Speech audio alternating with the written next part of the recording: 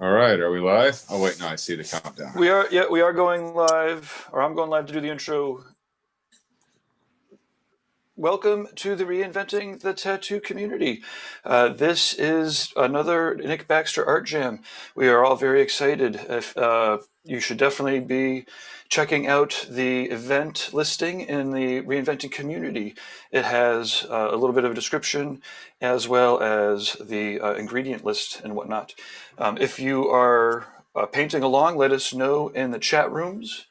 And we have to test. We're going out on YouTube's. Oh, yeah, looks like it's going out on YouTube's and the Facebooks, and that's great. But as I was saying, primarily this is reinventing the tattoo community. The last art jam that we did with Nick was a landscape painting, and you could find that in the archives of of the reinventing community. Or if you hop on YouTube and do a search for Nick Baxter landscape painting. You could also hit up his website. His art website is nbaxter.com. And yeah, if you like what he's doing, he's got paintings for sale. He's got an ebook for sale, as well as he does take tattoo appointments. So if you're interested in awesome, amazing tattoos, get in contact with him. Okay, I would like to. Well, yes, this is a pretty special event. So I would just like to say if you should head on over to the event schedule inside of that community. We have reinventing drawing groups happening Sundays at 1 o'clock in the afternoon, Eastern Standard Time with Jason Lesser. Monday mornings at 9 o'clock with Jake Meeks from the Fireside Network. Definitely check out Jake's YouTube channel. It's pretty amazing. And then at noon, Let's Talk Tattoo. Mark from Needle Jig does interviews and questions and answers. On Monday nights at 9 o'clock is the Reinventing subscribers. So if you head over to courses.reinventingthetattoo.com, you can click on the Reinventing the Tattoo canon, and it is, guys, I think it's over 20 years at this point. It started off as a 3-ring binder, turned into a massive book with an online forum. Now it is an online community as well as a full-on course. So all of the there's chapters, there's lessons. The webinars are mixed right in. There is also at the very end a full chapter of just all the webinars, and Guy is updating it as we speak all the time. And so yeah, so check out the subscriptions there. There's also other courses that you could check out. And then the other sponsor we want to make sure we plug tonight is Inkjet Stencils. And you want to, if you check out inkjetstencils.com, then yeah, it'll bring you right over to their catalog. On the inside of the Reinventing community, they have a full link. If you just scroll the way to the bottom, if you click on it, there actually is there's a link there on how to get a free sample. If you send them your if you're doing a tattoo in a month, or then send them a sample of what you're looking for. There's a little paragraph on how to treat it. And there's also a webinar, so you can watch an hour of Frank going through doing the Photoshop treatment for these stencils, and then they'll mail one to you, so you don't have to get the whole setup. You could just have some stencils mailed to you. Okay, so that is the whole test. I think this is working. So please let us know in the chat room how well this is working, if you could hear everything. I'm going to pass this along to Guy and Nick, and then I will be answering some questions during the lulls. And we will also have a Zoom link for people to join in at some point. That Zoom link is going to be available inside of the community only. We tried posting it around to the YouTubes and the Facebooks, but then all of a sudden we got spammed and shit. And well, anyways, like I said, go to the Reinvented community to get the Zoom link. We love to have as many people join in painting as possible. And the only thing we would ask is that when you're joining in, please mute the stream, because otherwise we end up with crazy echoes and shit. Okay, I'm going to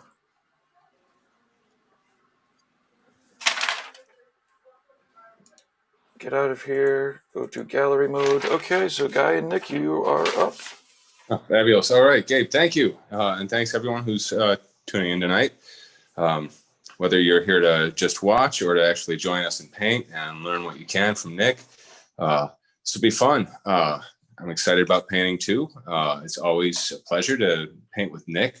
He's super skilled and very experienced in a lot of different mediums and styles, and his immaculate approach to still lifes is almost legendary in the tattoo world. Nick, thanks for joining us tonight. Hey, thanks for having me. I appreciate it. So how's what my do we got in store? how's my audio? Yeah, we've got the audio. So yeah, we've got the reference, blue glass. And so what's happened here is, because Michelle has been doing this Strata Easel challenge, painting still lifes every day, and this is actually day 31.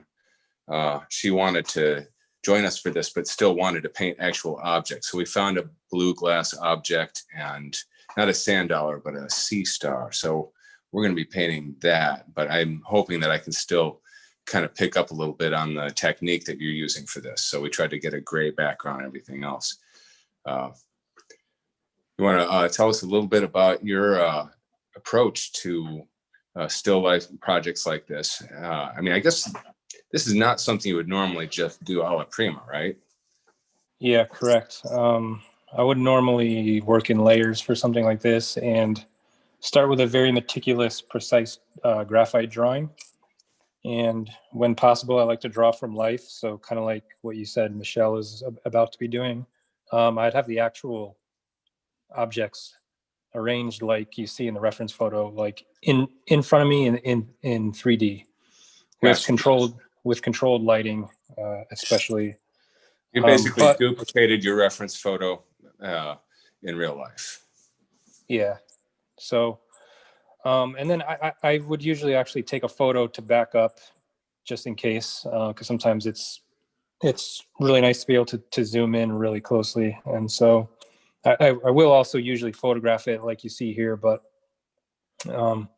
working from life and doing a very meticulous drawing, and then doing an underpainting, and then waiting for that to dry, and then blocking in colors on top of that, and then you let those dry, and then finally you come back with some transparent glazes and do the subtle nuances of shadow and highlight, and finding the correct colors for everything. So that's normally like a several weeks process, including drying times. So but yeah, I mean, especially when you're talking about transparent glass, you really want to nail that effect. That's very tricky to do alla prima.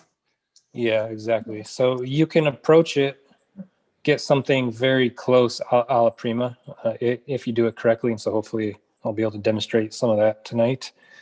But doing these alla prima still life studies is a very important and really nice skill building exercise, which comes in handy when you do your finished layered indirect painting. You basically have so much of it committed to memory by doing one of these like quick one-shot studies that when you do your final version, it's way easier and it'll come out better. So there is value in doing this. Yeah, oh, absolutely. And I think that any art exercises that kind of put you under the gun, give you some time pressure, force you to just really work and not get stalled in the process. I mean, it can sometimes be a bit much and almost seem like boot camp, but at the same time, that's valuable too, I think, because we can absolutely and get caught up and say, oh, this curve isn't quite right, I'm just going to stay here until I get it perfect. And instead, if we say, I've got 90 minutes period, I'm going to get this laid out, it forces a different thinking process. Yeah, that's exactly it. There is value to putting yourself through a boot camp. It's training, and it helps sharpen your artistic muscles in the same way an actual boot camp would do that to your physical. I'm gonna adjust the light in here real quick.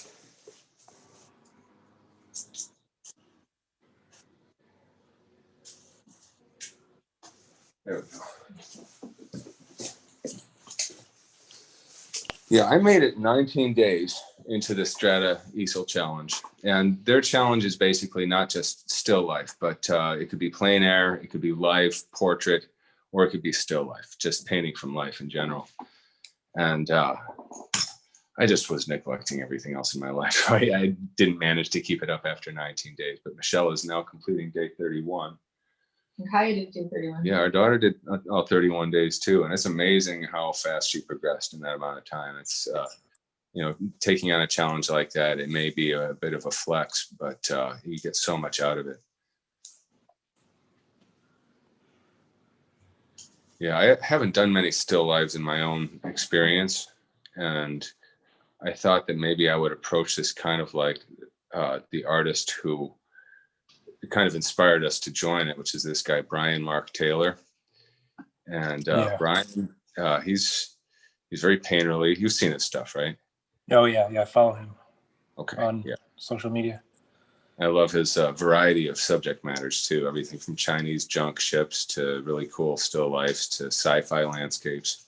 Some pretty cool stuff. But yeah, his one-day paintings are really nice and just loose enough, just tight enough. If they've got that balance of all of the above. And yeah, I mean that's something that I've always personally tried to aim for as a painter. Is I like showing a little bit of brushwork, but I also want it to look realistic. I'm so impressed when I see a painting that at first I think it's photographed, but when I zoom in, it's not only not a photograph, but it's also pretty loose, right? Yeah, I mean, I'm sure you've seen paintings like that. It's like, whoa, I had no idea all this visible brushwork, but you were fooled. Yeah, that's the best of all worlds approach. You really hit all the bases with that type of painting. It's a joy to look at. And I think that that's one of the things that we love about art when it, you know, is at its best. Is it defeats our expectations, and there's always this sense of, oh wow.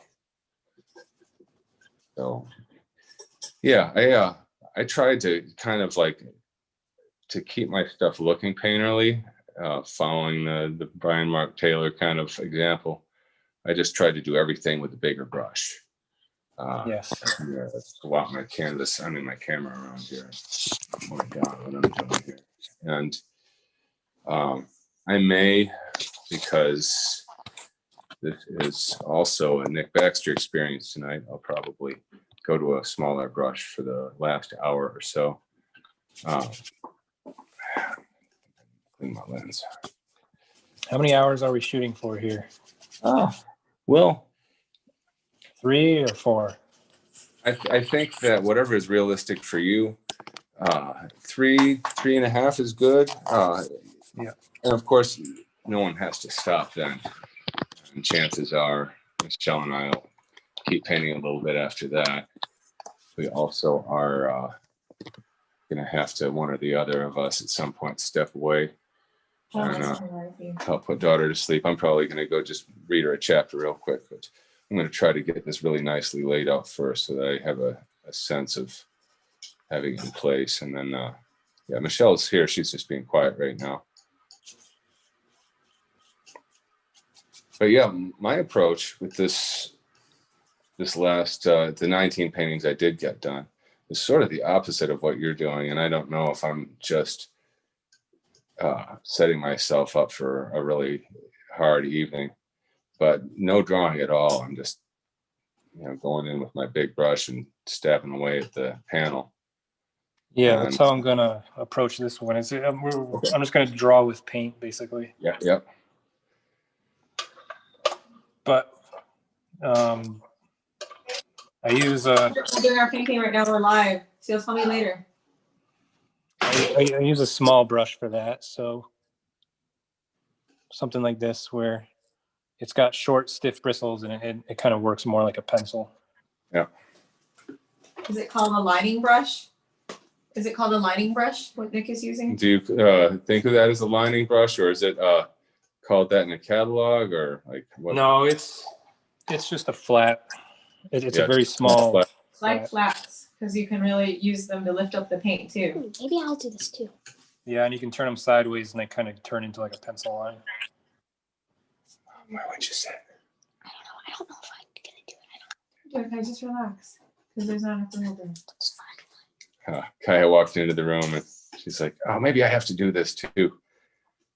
Yeah, she's kind of mastered the 30-minute painting, but I mean, they're really impressive. Her paintings, like she went from I was so 5 blown away levels by in 31 days. yeah, like forcing yourself to do something every day.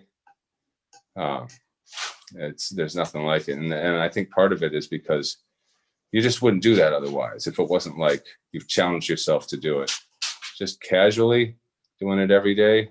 And then she tried to last night give Guy a tutorial to teach him how he can paint faster, and she wrote him step-by-step instructions.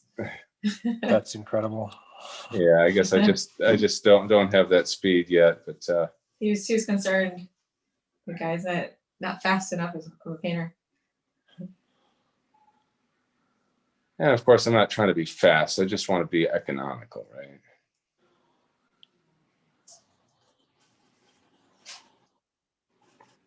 Ask Nick if he puts red in his shadows to give him more life. Okay, yeah. So I'm sure you'll get into discussion of your specific colors that you're using as you get a little deeper into it. But she's wondering if you ever warm up your shadows with red to Give him more life. give them more pop. Only if it's a red object reflecting into that shadow. Gotcha. So not as a rule, but Yeah. at times I have. Like, for example, the cast shadow from a wine glass full of red wine, that would be a very red shadow. Right, for me. yeah.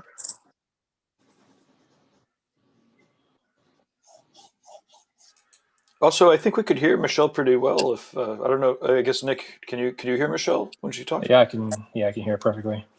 Great. Yeah, she's sitting about 2 feet away.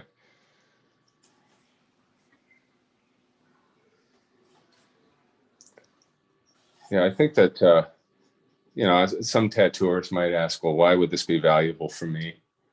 And it's kind of a general thing. It's about just developing art habits. I think it's about seeing. I think that's what is significant about painting from life is how you see dimensional space.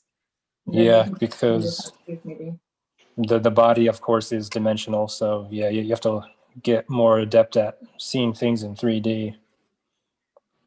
And actually, what I'm doing right now, I mean, this is very similar to starting a marker drawing on skin. You need to block in your basic shapes and be able to work accurately with shape and size. And so if there's any tattooers out there who like to do marker drawings and rather than stenciling certain things, this is a direct analog. We do have a question for you, Nick, from the chat room here. Holden is asking, Nick, what palette and easel are you using? It's an Edge Pro Gear.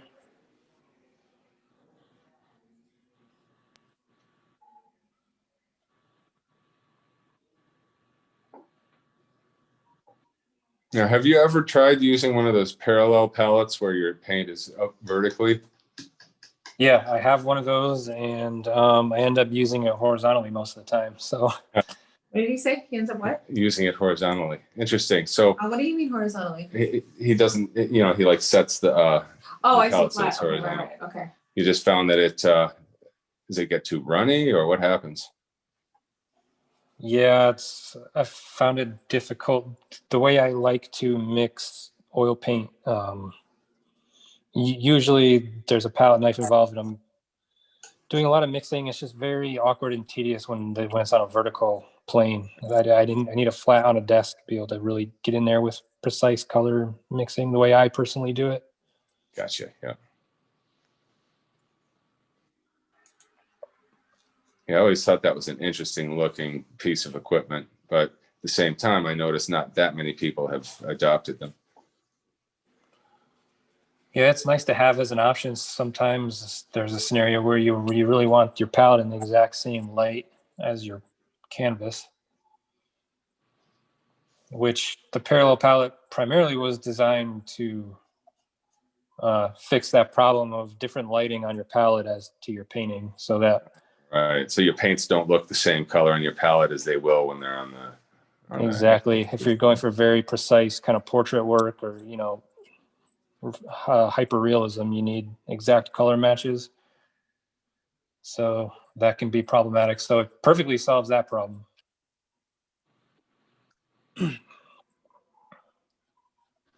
Yeah, I guess that would be one of the questions, of course, when you see something like that is why. But yeah, that totally makes sense. Yeah, this is out of the 19 pieces that I completed, there was only one that was like a jar. I painted a jar, and I told myself, okay, now I know why it's so hard to do these, right? In a lot of still lifes, you see these vessels and things, and either they have to really struggle to make every curve perfect, or they just nail the sense of perfection while keeping it loose, which is, I think, the thing to try to aim for. Yeah, that's the more difficult one, but ultimately makes for a more interesting painting. Yeah. I think that the people who do the best jobs are the people who do it all the time and have a sense of their approach. And I feel like everything I've seen since we've been doing this challenge, the pieces that impress me the most are probably people who are so seasoned, and that's their medium. That's how they work.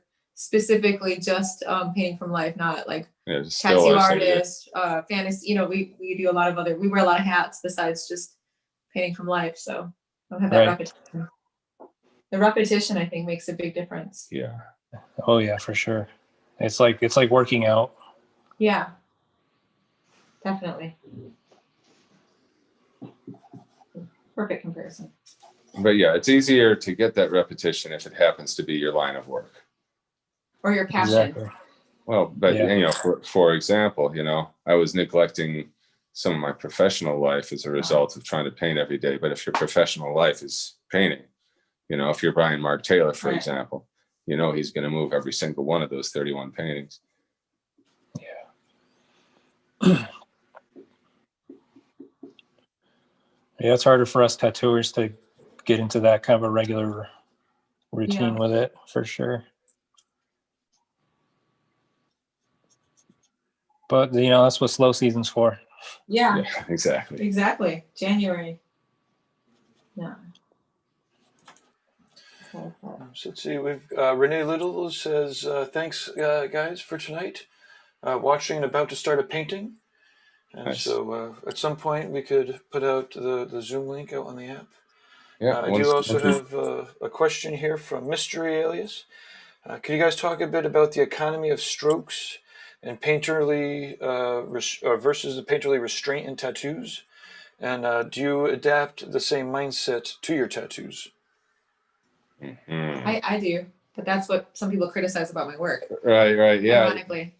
You know, it's tricky because with painting, there's a certain looseness that's almost expected. I mean, not with every painter, you know, for example, Nick's work is pretty meticulous, but when you see a loose painting, you don't think, oh my God, that's so sloppy, right? Well, one time a tattooist who I won't name, but a very well-known tattooist, asked me if in my tattoo style I was deliberately trying to be crude.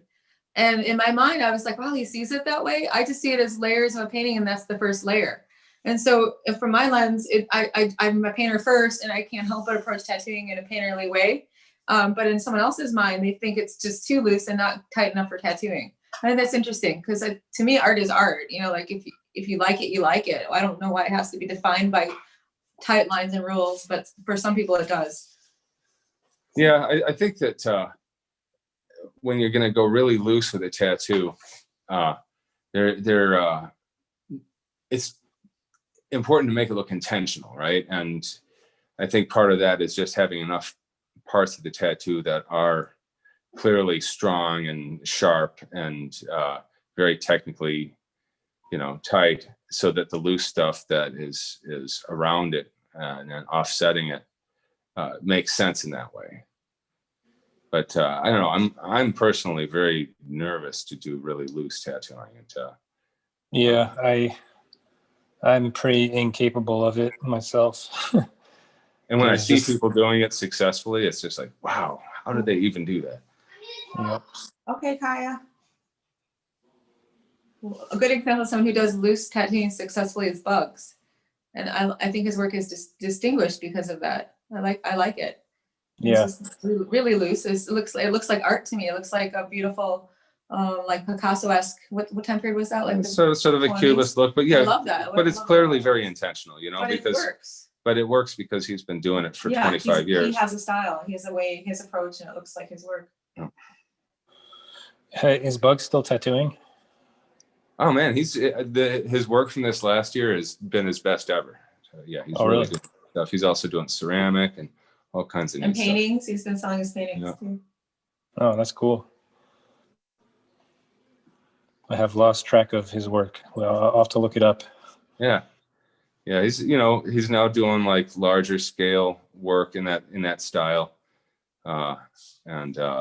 It's just like anybody who really sticks with their style and keeps developing it.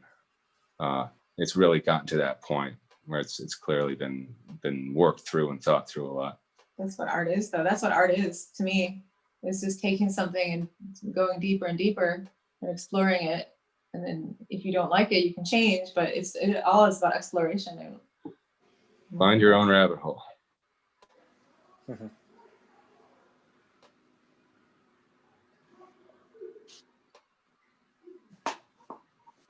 So yeah, one of the things that happened with Michelle and I in the course of this challenge is we definitely developed a very specific preference for surface type. Like, especially with small paintings like this, canvas just isn't rewarding anymore. You know, the pixel resolution is just... It was more work on canvas. Yeah. To me, it was more work. The saturation of the pores, just to get enough paint built up to like make it look like anything. Yeah. But at the same time, a panel that's too smooth is when you're working Alla Prima, it just doesn't grab enough. So yeah, we worked on different, gesso textures on these panels. But if you're doing multiple days, then it would be really great to work off a smooth panel, because you can just let it be really thin, a thin layer, and build your layers. Yeah, you can go mirror smooth when you've got the option of, it's okay if that first pass has got brush strokes that have carved out some of the paint. Sweating in here, it's a sweat lodge in here. Yeah, we've made it comfortable for the lizard, so it's warm for Remember us. Steve roast? Yeah, Michelle's recalling this story. She and I had this gallery show in Santa Monica a long time ago, and we invited this musician, Steve Roach, who's really well-respected ambient musician, to do a live performance there, and he agreed to do it. And so we set up the gallery with this little performance space, and we wanted to find a cool colored light for him. We found this red lamp in a closet. It was a pretty small space, and he had the lamp was in the closet. It's a random light which we knew nothing about. Right. So then he starts doing this like 7-hour performance. It turns out that it's a heat lamp. And he's under this heat lamp for 7 hours. And, we keep bringing him water. And we asked him, hey, man, it's pretty hot in here. I think this lamp is, you okay? He's like, yeah, I'm treating this as kind of like a sweat lodge endurance test. And he said he felt like an iguana. Yeah. Good times. That was really funny because we didn't know. Oh, and he's this incredible musician. Yeah, he's like he's a 4-star musician, and we put him in this little tiny he lived.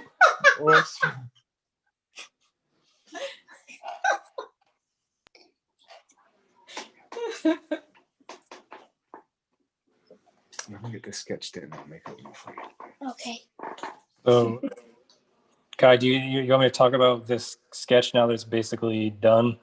Yeah. Let's hear a little bit of description of your process so far. Yeah, Gabe, can you pin him so he's full screen? What's that? I was asking Gabe if he could make you full screen. Yep, got it. Awesome. So not working at Alla Prima, this would be done in graphite and it would be done much more precise, but it's the exact same process where I find the perimeters and the bounding boxes for everything, and I work inwards, and then I work on my spatial relationships and the ratios of like size relationships, and I just do very rough, simple, like straight line kind of angles, knowing that I can curve that eventually if it's curved, but it's much easier to sort of measure with your eyeball when it's a series of straight lines. So, and I just rough in like the basic kind of shapes and correct as needed. Like this started up here, but I realized it needed to be down here. Just kind of drawing with the edge of the brush, this zero, what's it, size 4 flat. So yeah, just kind of turn everything into like a rough trapezoid, knowing that I'm going to curve out the edges as I refine it with paint. And so something like this shark tooth down here just turns into these series of like small angular cuts. And then I just kind of check my size relationships. It's all good. I just did this with raw umber, and my brush dipped in a little bit of mineral spirits. So it's just paint and a little bit of mineral spirits after I've oiled up the panel with a very thin layer of linseed oil before I even started doing this, just so the paint slides a little bit. So there's not much paint on here. I can kind of like go at it with my finger right here, and I'm not like smearing a lot of stuff around. So that kind of is almost like air dry by the time you really get to it. So that's kind of like my basic drawing in paint. I've just mapped everything out with a series of sort of like trapezoidal coordinates, basically. So now it's time to start mixing paint and kind of trying to color match. Nice. All right. I think that I am going to step away and do some dad stuff for a few minutes. And Michelle is going to still be here. And then call me when you want to switch. And yeah, I'll be back shortly. All right. Well, I'm gonna start mixing my paint, which takes a little while. And okay. What are you mixing? Yeah. So yeah, maybe you can explain your palette choices and all that stuff. Do you ever use black in your painting? That's my question for Nick. Do you put black in your painting, or do you make your black with other colors? I always make it because it's a more chromatic look, less solid. It actually reflects the light through the paint and back out, rather than black pigment absorbs the light and doesn't reflect it back out. So it tends to look dull and flat. I noticed that too. It does look dull and flat. I mean, not your opinion, but just in general, if you use too much black. What do you think of Payne's gray? Did you recommend that in this list? I'm sorry?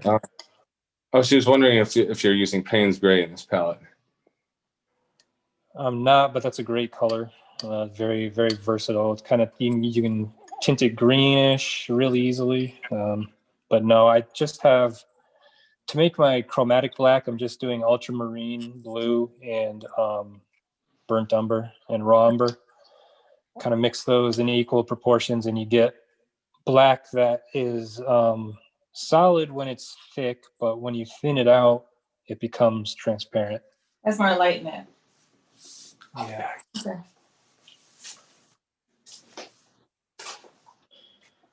And it's called a closed palette when you do all your paint mixtures first, and then you start painting on your canvas. So I'm doing a closed palette technique where I'm color matching before I start painting. And that way I have all my color organized so that when I go to paint, it's less risk of mess and mistake.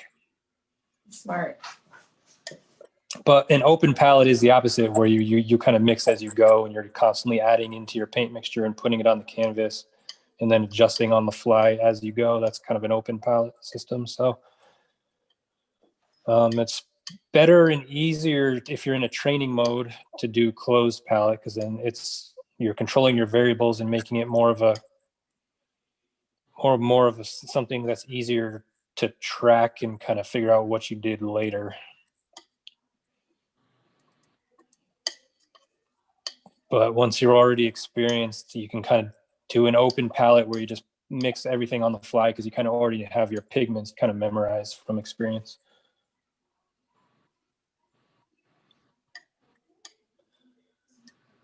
I have a question, Nick. Yeah. One thing I'm not really clear about with a lot of fine artists is how they use a glass palette. What do they do with their paint when they're done with it, and how do they preserve it so they can use it later? Yeah, I will put it in an airtight Tupperware container with a little bit of clove oil, and Okay. clove oil, just a few drops, just not mixed into the paint at all, just a few drops maybe on the inside of the lid of the sealed Tupperware. The fumes from the clove oil prevent the drying of the paint. Wow. For some reason, I don't know the science or the chemistry behind it, but clove Wow. oil fumes prevent oil paint from drying quickly. That's wild. Yeah, Never heard of that before. if it's airtight, of course. And then Oh. in addition to that, I'll put that Tupperware into my freezer and just freeze the paint because it's oil and it won't ever Oh, freeze. right. I've been putting But mine in the fridge. Yeah. the low freezing temperature slows down the oxidation of the paint, basically. How do people use a glass palette then when they put their paint out? Really, like Sean Barber, he puts his paint out and then he takes the palette knife and where does he scrape the paint to go? Does he just leave it on there and cover it? Or, I mean, it seems like they clear it whenever they're done. A lot of artists aren't very frugal with their paint usage. I mean, a lot of artists scrape it after every session and it just sits in a pile. That's an incredible waste of paint, in my opinion. Yeah, I'm frugal because I like the nicer paint. You know, the more expensive paint, it's just sort of saturated, so it's pretty expensive. So I'm more frugal. Like to try. I put mine in the fridge with Saran wrap. Yep. Yeah, try a little bit of clove oil. Okay, I've never even heard of that. That's really intriguing. I'll try that. Thank you. Yeah, just don't add it directly to your paint. Okay. Because it'll never dry in that case. But just put some clove oil drops like somewhere on the palette, separate from the paint, and just let those fumes kind of mix, wash over the paint. That's good. I'm going to try that. Thank you. Yeah. So I'm just mixing my background gray right now. And that's one of the least important colors of the whole piece. There's no need to freak out about a super accurate color match just for your background gray, but just kind of mix everything up ahead of time, put it in little piles on my palette, make sure it's nice and organized. So I kind of have a nice regular system going so it's not confusing later. And that way you can devote your entire brain power to just figuring out where the paint goes and how to create this accurate, dimensional, realistic still life. And the background grays will also be used for the foreground sand dollar and shark tooth. So this and this. So I'll just be making one generic pile of medium gray, and then I'll kind of be tinting it or changing it with different colors as I get into the foreground objects. But there's my gray pile of paint. So this blue bottle is pretty much exactly ultramarine blue. If you have enough experience with oil paint and you kind of know your pigments already, you can kind of eyeball things and know that it's a straight color, like straight out of the tube. No need to make a big mixed pile on my palette because I'll just take it directly from the squeezed paint out of the tube, which is right here. So, and then I'll just tint it down with white or with titanium buff, which is an off-white, kind of an eggshell color, which is really handy because the titanium white tends to be very cold and sort of shocking to the eyes. So you need kind of a softer, warmer white, and that's why I use buff titanium in still lifes. It creates a more realistic look, a more natural look. So yeah, there's really no need to pre-mix any of the blue glass color. That's just ultramarine. I'll get into mixing a little bit of that rose, that dying rose stem color, a little bit of ultramarine, a little bit of cadmium yellow. And that makes a nice kind of medium kind of forest, slightly olive green. And then I'll put a little bit of brown into it, a little bit of reddish brown, When you add the complement to the color, it neutralizes it. So I'm adding green's complement, which is red, and kind of neutralizing that green down so it's not like a cartoonish rainbow green. It's more of this dead rose type of olive grayish green. And I don't need very much of that because it's a very small object in the painting. So just a real quick small pile of green.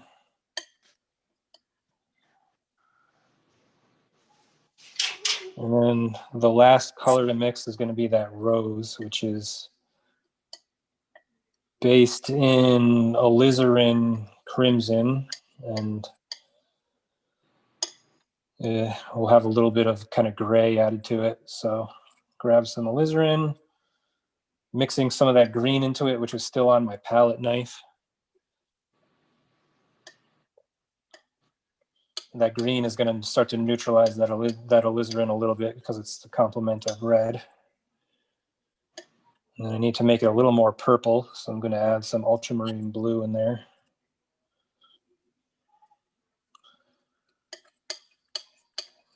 Kind of get that dull reddish purple color. I can kind of check it against my reference.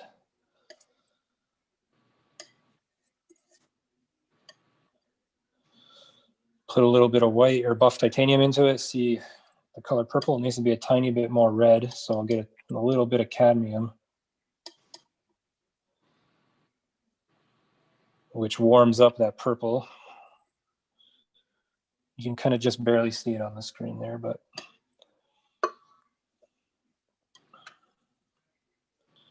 okay, so there's right here is, this is my my red rose color, my dying rose. There's the green stem. Actually, that's off screen, so I apologize. And then my gray for the background and some black for shadows.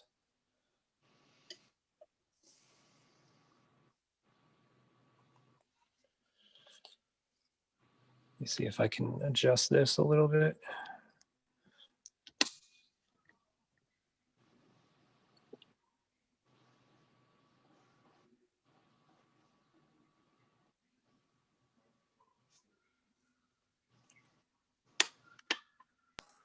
Yeah, cool. Oh, did it go back there? Oh, yeah, okay. Well, so then now you can see more of my palette. You can see my green pile, my green pile, my rose pile, and hopefully you still see all the canvas. So now basically everything's mixed. I've got my oil medium up here.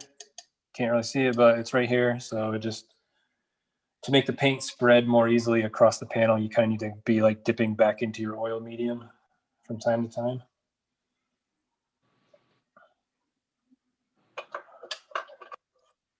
So like Guy was saying earlier, I'm going to start out with the biggest size brush that's appropriate for the size of the canvas. You can see here it's about an inch wide. It's just a flat. And I'll start here with these very chiseled kind of intentional brush strokes to fill in just the basic colors of the background and kind of work back to front, which is the easiest way to do a still life.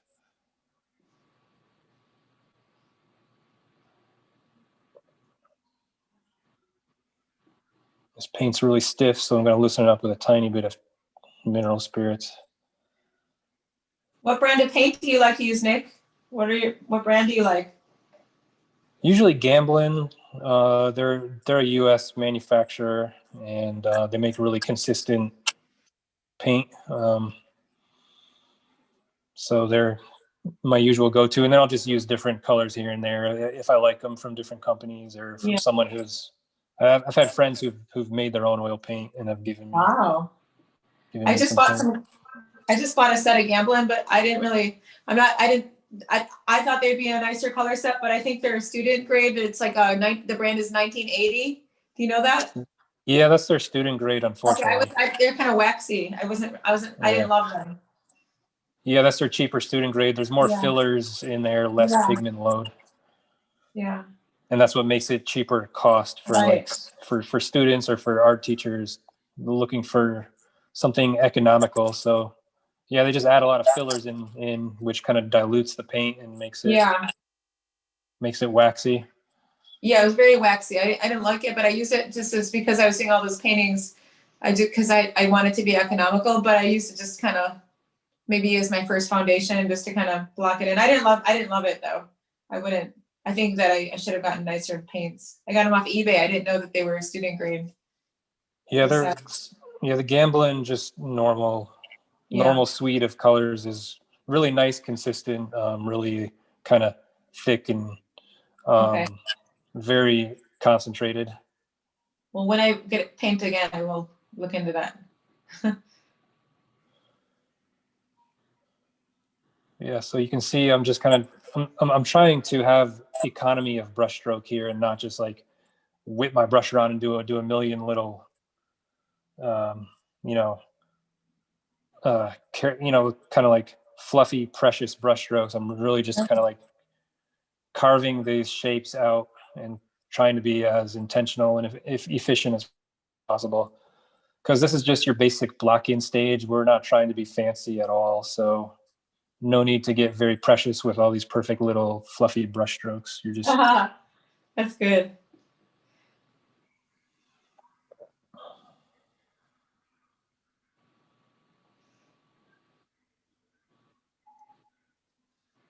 Plus in Alla Prima painting, you're normally looking for that kind of looser gestural paint stroke where you can see paint strokes. So it's kind of a nice look for a quick study. And then when you do your final version, you can finesse it all you want.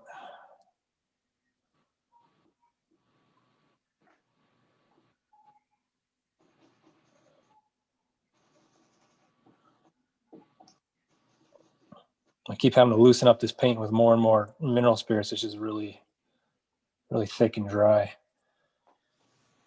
There we go.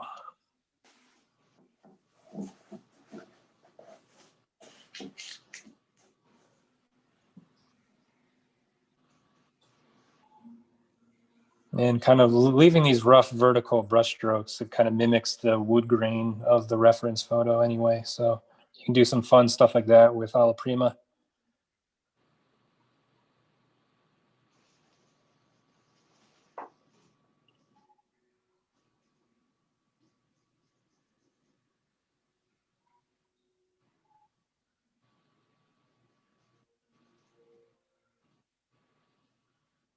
Nick, did you go to art school? Or did you figure all this out on your own? I went to art school immediately after high school for 3 semesters until I landed a tattoo apprenticeship, and then I dropped out of art school after 3 semesters. Oh, wow. That's a good story. But yeah, tattooing is an art school, right? I mean, that's been think about how much you've grown and learned from that. Yeah, I mean, I've taken many workshop classes since then over the years, and I've learned from experienced artists since then through, like I said, various workshops and classes. So I did continue some sort of formal learning, but not through a degree type program. But the school I went to, Pear College of Art in Hamden, Connecticut, has a very, very strong representational painting curriculum. It's kind of like their specialty of what they teach best at that school. So I definitely had a very solid, strong foundation of painting, even after only 3 semesters before I dropped out. That's great.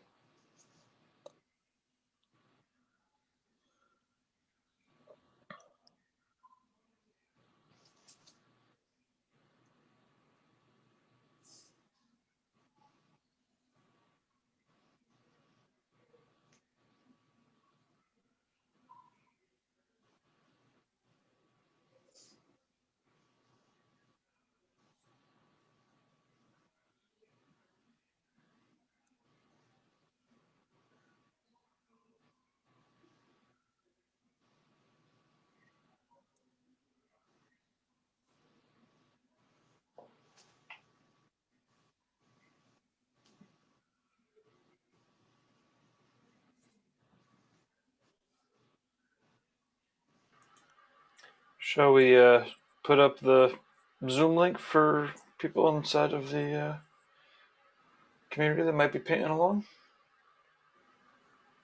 Yeah, man, whatever you need to do. I'll do that. So if anybody is interested, then yeah, head on over to this app we keep talking about, or go to community.reinventingthetattoo.com, and then you'll see on the link right there on the My Feed or the events, or yeah, you want to go to the events, and there'll be a Zoom link.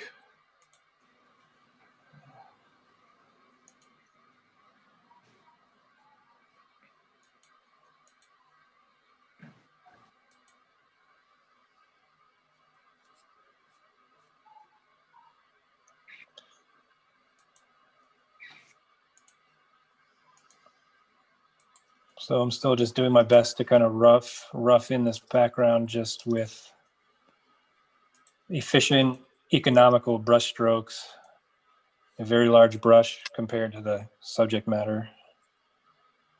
And just think of it like you're carving, like it's something sculptural, like you're just carving these planes of flat color out of this white panel. And this will keep you from getting bogged down and obsessing over details before you need to, before it's really needed for your piece.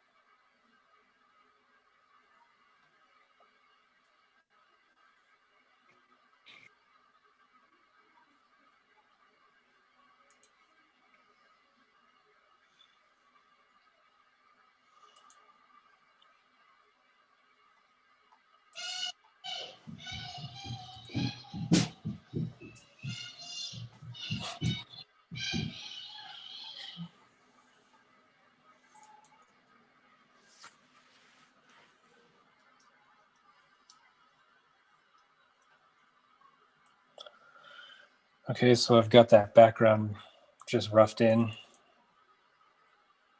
So I'm going to start to work on these colored shadows. I'm going to take this ultramarine blue, mix it into my gray. Actually, needs to be a lot darker, so I'll go over here.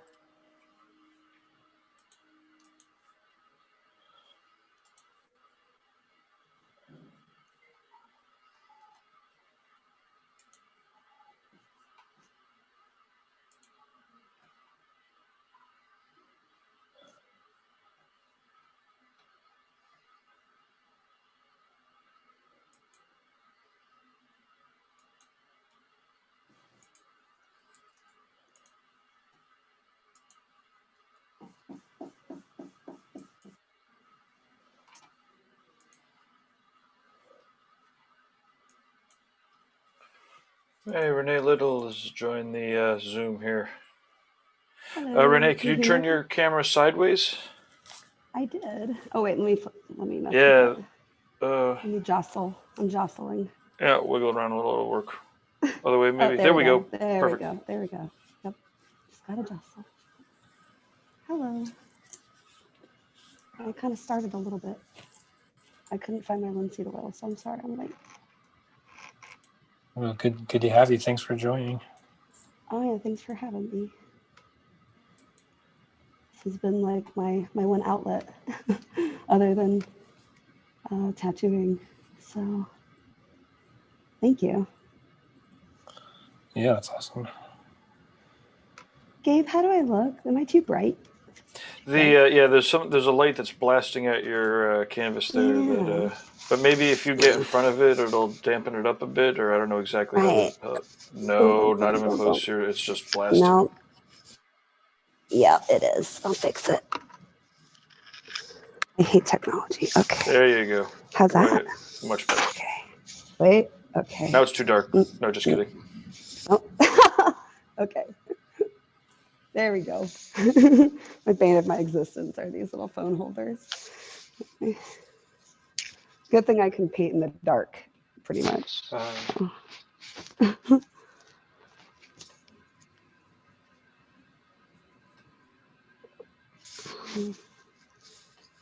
Nick, it's nice to see like how you did just kind of attack that painting. I did kind of sketch mine out a little bit, but I haven't done a still life in a while. I was kind of nervous about it.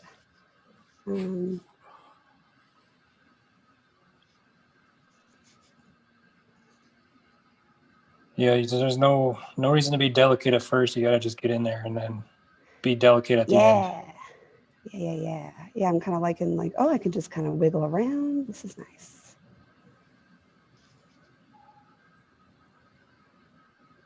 And I've been doing a lot of underpaintings too. So I haven't actually like, I've been like, okay, I've been preparing a lot of things for oil. So it's actually been really nice just to kind of get the oils out.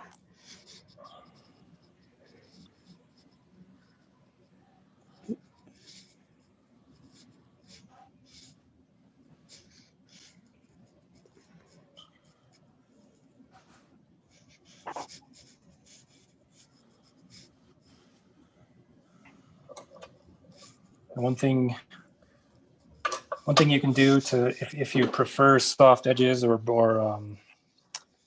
soft gradations between colors, is you can take your fan blending brush, which is this. It's nice and dry, and just kind of give it these very light strokes, and you'll kind of see that shadow start to blend into the background a little more and become very soft. So that's something I like to do. I like to have some very soft parts of my painting and maybe leave some rough brush strokes up here to give it that painterly quality. But I want this shadow to be softer than the jar itself so that it doesn't look like a second jar behind the front jar. So just take this fan brush, kind of blend it out.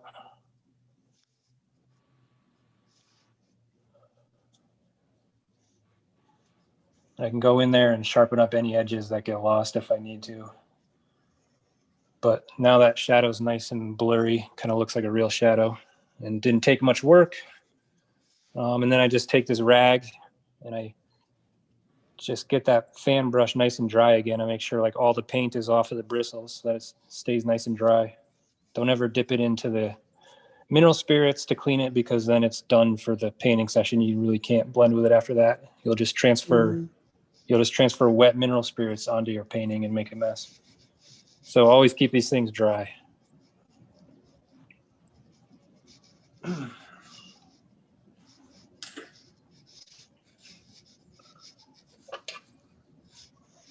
So now I'll work on the other shadows. I got this green shadow from the stem. Try to get that in there.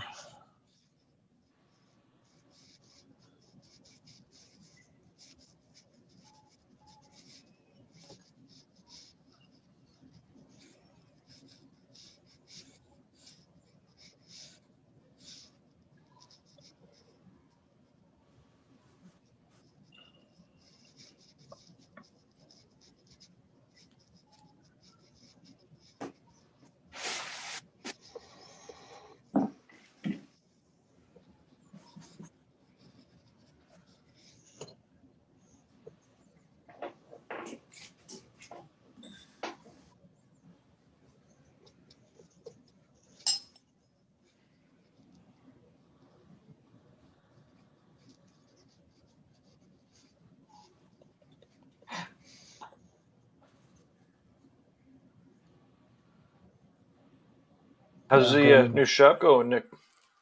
You guys are actually are you open and tattooing, or? Yeah, we've been open since June. Oh.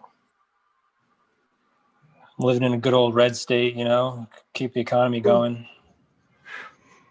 I hear that. So yeah, we were shut down for a few months, March till June. Been open since June. Nick, are you still in Austin? Yes. Oh, okay, yeah. Yeah, I'm in Oklahoma City, and you know, the closest to danger is where you're most safe. It's very red. And Yep. yeah, everyone kind of refuses to shut down. We guilted ourselves into doing it in the beginning, but now everyone's, I guess, anti-mask. And I mean, my shop isn't. I refuse. Yeah, we're definitely pro being careful and being safe, but like Right, if we're right. being, I mean, if the state is allowing us to work, we're going to work. oh, absolutely. You know, yeah, like we're tattooers. We can tattoo in a lot of conditions, I guess. And we are trained to be really safe, safer than other people. So, and I think it's kind of worth it when you hear people just like, that's all they're doing is getting tattooed. You know, they're like staying in their houses all day. And I kind of get it, you know. It's like, Yeah. oh yeah, you're the only people I see, so thanks. Yeah, Thank that's God my pretty clients much. are cool. Yeah, I go to work and I come home and I see like a few people a week. Yeah. Yeah, I do like all day sessions. And I mean, they're my homies now, you know, we're family. And yeah, I just kind of keep the same people, and I'm really grateful that I've set myself up that way. But a lot of the walk-in shops, they've all had to really change up their pace for sure. But painting has definitely helped for sure. I'm used to traveling a lot, so it's been a little different, but I don't know. I'm kind of a shut-in anyway, so I've been kind of able to not go crazy like a lot of people I know. Yeah, this is like my normal preferred lifestyle. I just have less guilt and shame about it. Yeah. I don't feel so guilty about saying no, you know, to hanging out with people. Exactly. I get to hang out with my cat. Get to hang, you know, it's just normal life. A lot of my friends have gotten into letter writing too, which is awesome because I'm really glad that's back. Yeah, like I've had many pen pals over the course of my life. Mm-hmm. Yeah, like I love mail art. You know, I did that in art school. Well, I went to like a smaller art school, and we did mail art for an entire year, and it was so fun. So I try to start it up when all of this started, because I knew people would be like, "Oh, okay, this is cool. We thought you were a nerd before, but now we see the benefits to this."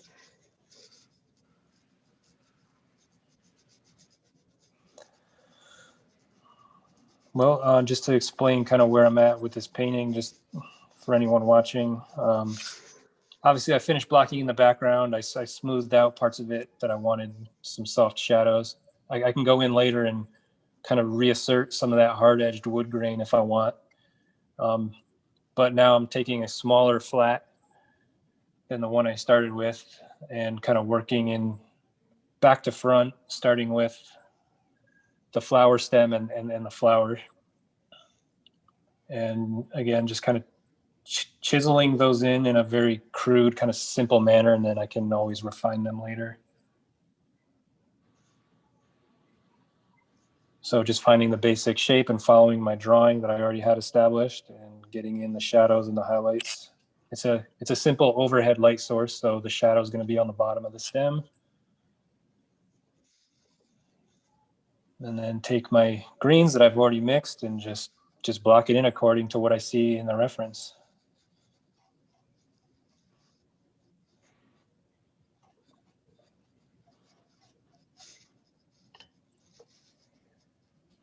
Brian in the chat room says this is awesome. Nice background piece, Nick. Brian, if you're drawing art, click on the Zoom link.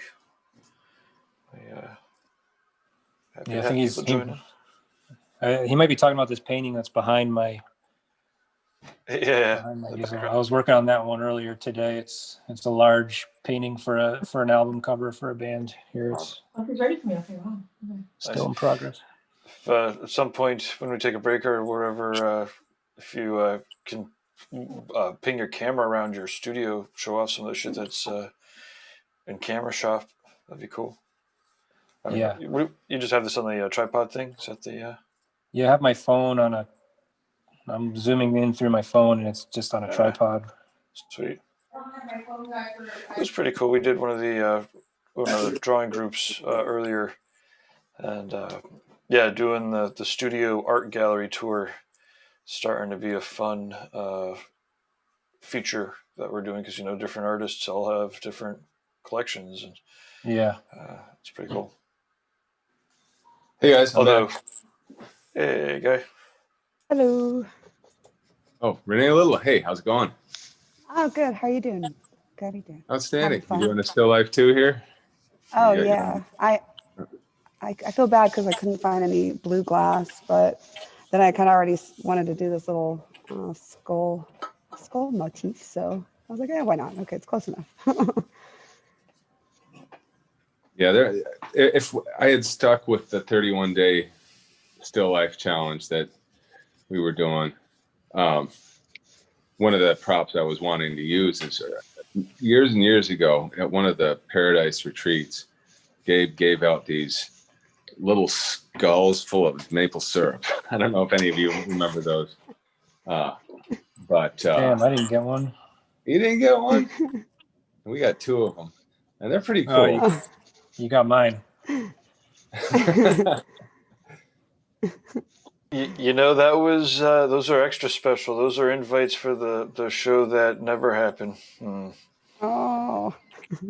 But okay. Was it like a glass skull, or was it like a little? They're cool, yeah. Yeah, a glass skull. That was yeah, you know what? I'm gonna go into the kitchen and grab my tea in a minute, and I'll grab that little skull and show you guys.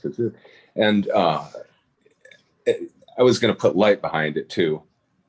That'd be cool. I'm just gonna point the camera up at our still life.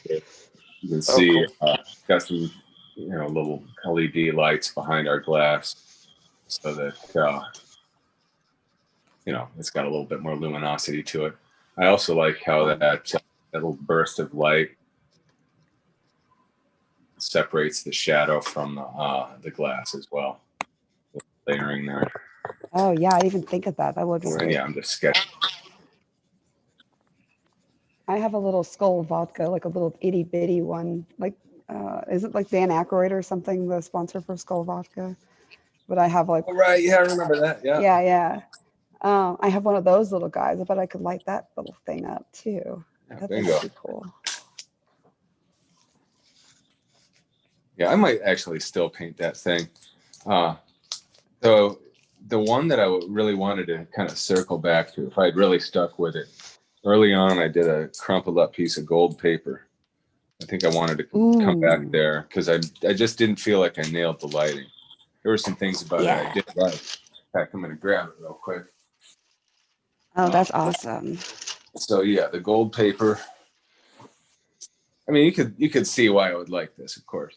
But imagine these highlights having a lot more luminosity, right? Which would mean I'd have to go much darker with everything else, and also have a little bit more of almost like a lens flare near those highlights. So, yeah, and of course, it doesn't have to be part of the 31-day, Strata easel challenge. I can always come back to it if I want to. But yeah, take more time on it. Yeah. I mean, I see that even tattooing and painting where people just achieve gold and it just looks like it's, it's like radiating everything off of it. And it's just so clean and perfect. And I can't even wrap my head around it for a second. Not yet anyways. But yeah, that was pretty beautiful.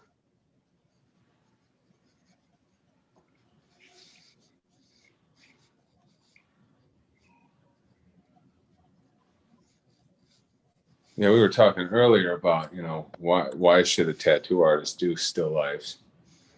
And Michelle was talking about seeing, the idea of just learning to see. And the first time I ever heard anybody say that was Jack Rudy. And at the time, we didn't have these realists that we have now. You know what I mean? He was about the closest thing you had to that. And he could do you a fine line portrait. But he liked the challenge because it was about seeing. Yeah, that's a good way to put it. Yeah, that makes a lot of sense. Figure drawing is like that too. And that's a little harder for us to do here in the country. We used to go to this place in Chicago, at minimum a few times a year, and do like this marathon. But when we tried to get figure models out here and, you know, bring artists around to, you know, join us at our place to do that, it was just sort of overly complicated. And Michelle and I found that in the course of hosting it, we kind of missed out on experiencing it. Yeah, I grew up in Tampa Bay, and I remember we could go to like several colleges at whim and have like a nude figure drawing, or a nude figure modeling like drawing night, or like people would just be like raising their hands for, you know, some free cash or some easy cash. And yeah, now I'm kind of in the country, and it's, yeah, people are a little bit more reserved, and it's a little bit more kind of, people just raise eyebrows at it a little bit. I don't know if that's what you experienced, but well, okay, so Michelle and I tried to get this local art club involved, and, you know, because we figured this would be great because it's not our house, and, you know, we would be, you know, hosting it, but as members of this, you know, art club, this Marion, Illinois art club. And yeah, they were just like, oh, the nudity, I don't know, man. Gosh, naked people. no. What will the lawyers say? It's like, never mind. It's never mind. Yeah, yeah. They've been doing it for hundreds of years, but yeah, never mind. You're so progressive.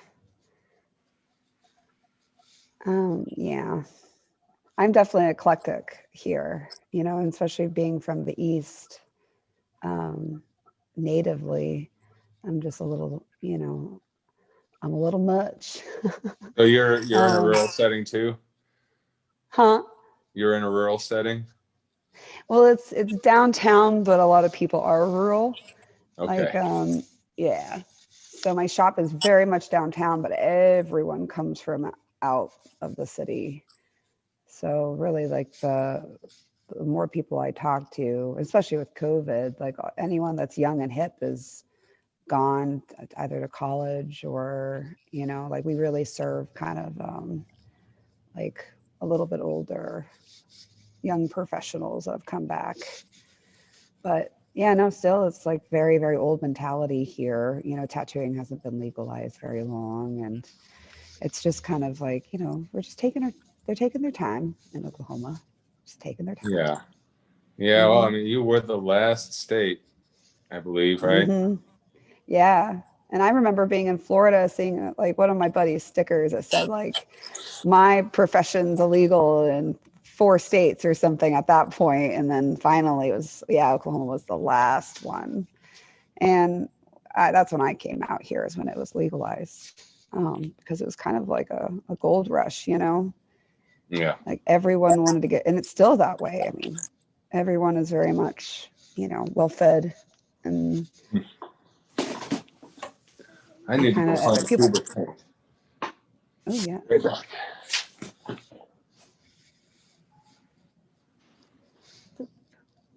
Nick, how's Austin in tattooing? Are you guys like back? It's Yeah, you guys are pretty back. crowded, and oversaturated, in my opinion. Yeah.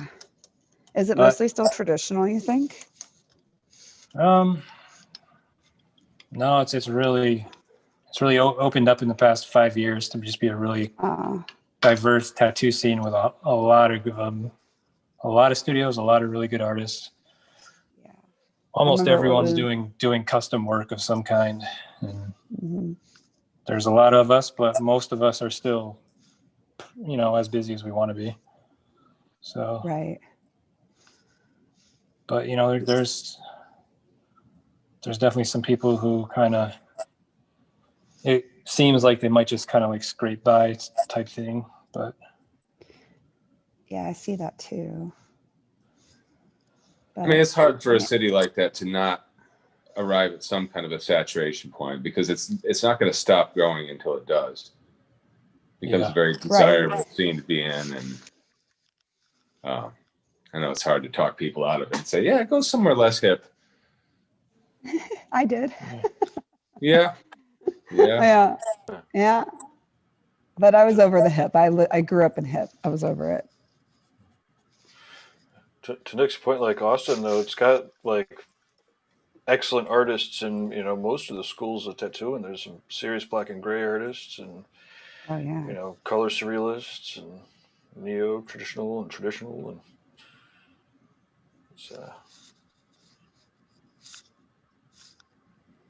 It's pretty amazing. I mean, it used to be very traditional dominant, and it was kind of rare to have even an illustrative realism artist. And as I remember, every time I would go out, I just kind of noticed like, oh, wow, I'm the only one.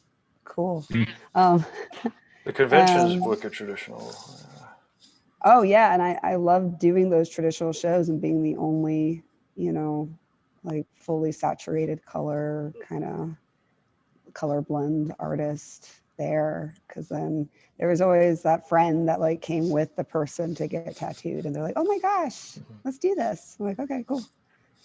It was kind of nice being the oddball, but still, I don't know, it was just too much of a big city. I kind of like the slower paced cities for sure. Yeah, where we moved here figuring people would just travel, and so we're not really working on the locals, but I've got a few local clients here, but it's definitely very sleepy here as well. Where the nearest town has got 500 people in it. Oh wow, yeah. Our next biggest city is Tulsa, and that's about an hour and a half away, and that's an interesting town, but no, I've been pretty lucky. A couple of my really good Florida clients have, that they now like fly out, but they know that I've become a complete shut-in. They see that I'm not going back to Florida anytime soon. So they've been flying out, and that's been really nice. And everybody likes the city. Like, we are a foodie city and got lots of gardens, and, like I take long strolls here, which is, completely different from the last 10 years. So I rather like it. Been missing traveling, but I like this. I like this time off for sure. What's the population there? Oh my gosh, I don't know. It's actually pretty huge. Right. And we've been Oklahoma City. Yeah, look that up, Gabe. What is that now? Because in the last like 5 years, we've quadrupled. Californians are buying up all the property right now. Let's see, 643,000. Yeah. Okay. That's 2019. Tusla's 395,000. Tulsa instead of that. Tulsa. I can't fucking pronounce Tulsa. No, Tusla's. It's staying Tusla's. Straight from the. That's amazing. Yeah, Tulsa is like, it's a really cool, it kind of reminds me of just like it has all this potential of being like that really next like cool music spot, but it's just kind of like, it is kind of sleepy, and it's kind of just quiet. Like Sundays, no one is outside, and all over Oklahoma, it's really, people do take the Lord's Day seriously, which I love, because I love the availability to sleep in and privacy,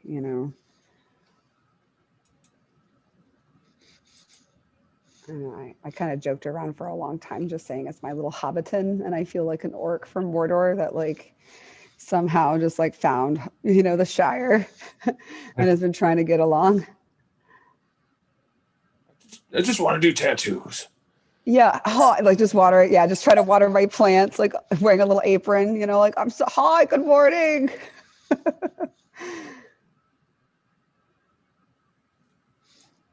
I think someone has openly said that I'm definitely not from there. And I'm like, yeah. It's okay though. Yeah, that's our experience here for sure. Mm-hmm. But it works out just fine. Yep, it does. I rather enjoy it.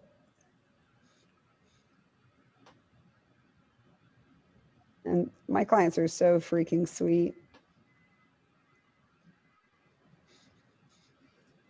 So They let's see, really I've keep got it a going. comment here from Joseph McFarland.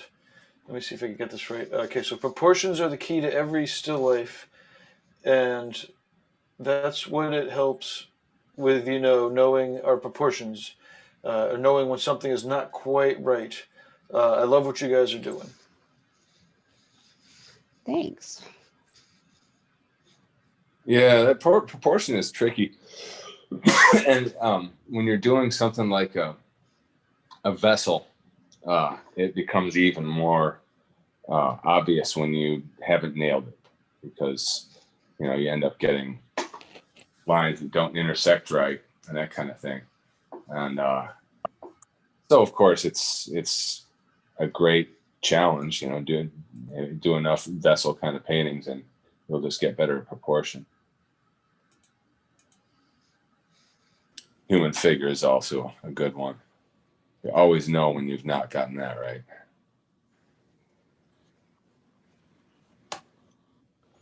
Have any of you tried the virtual reality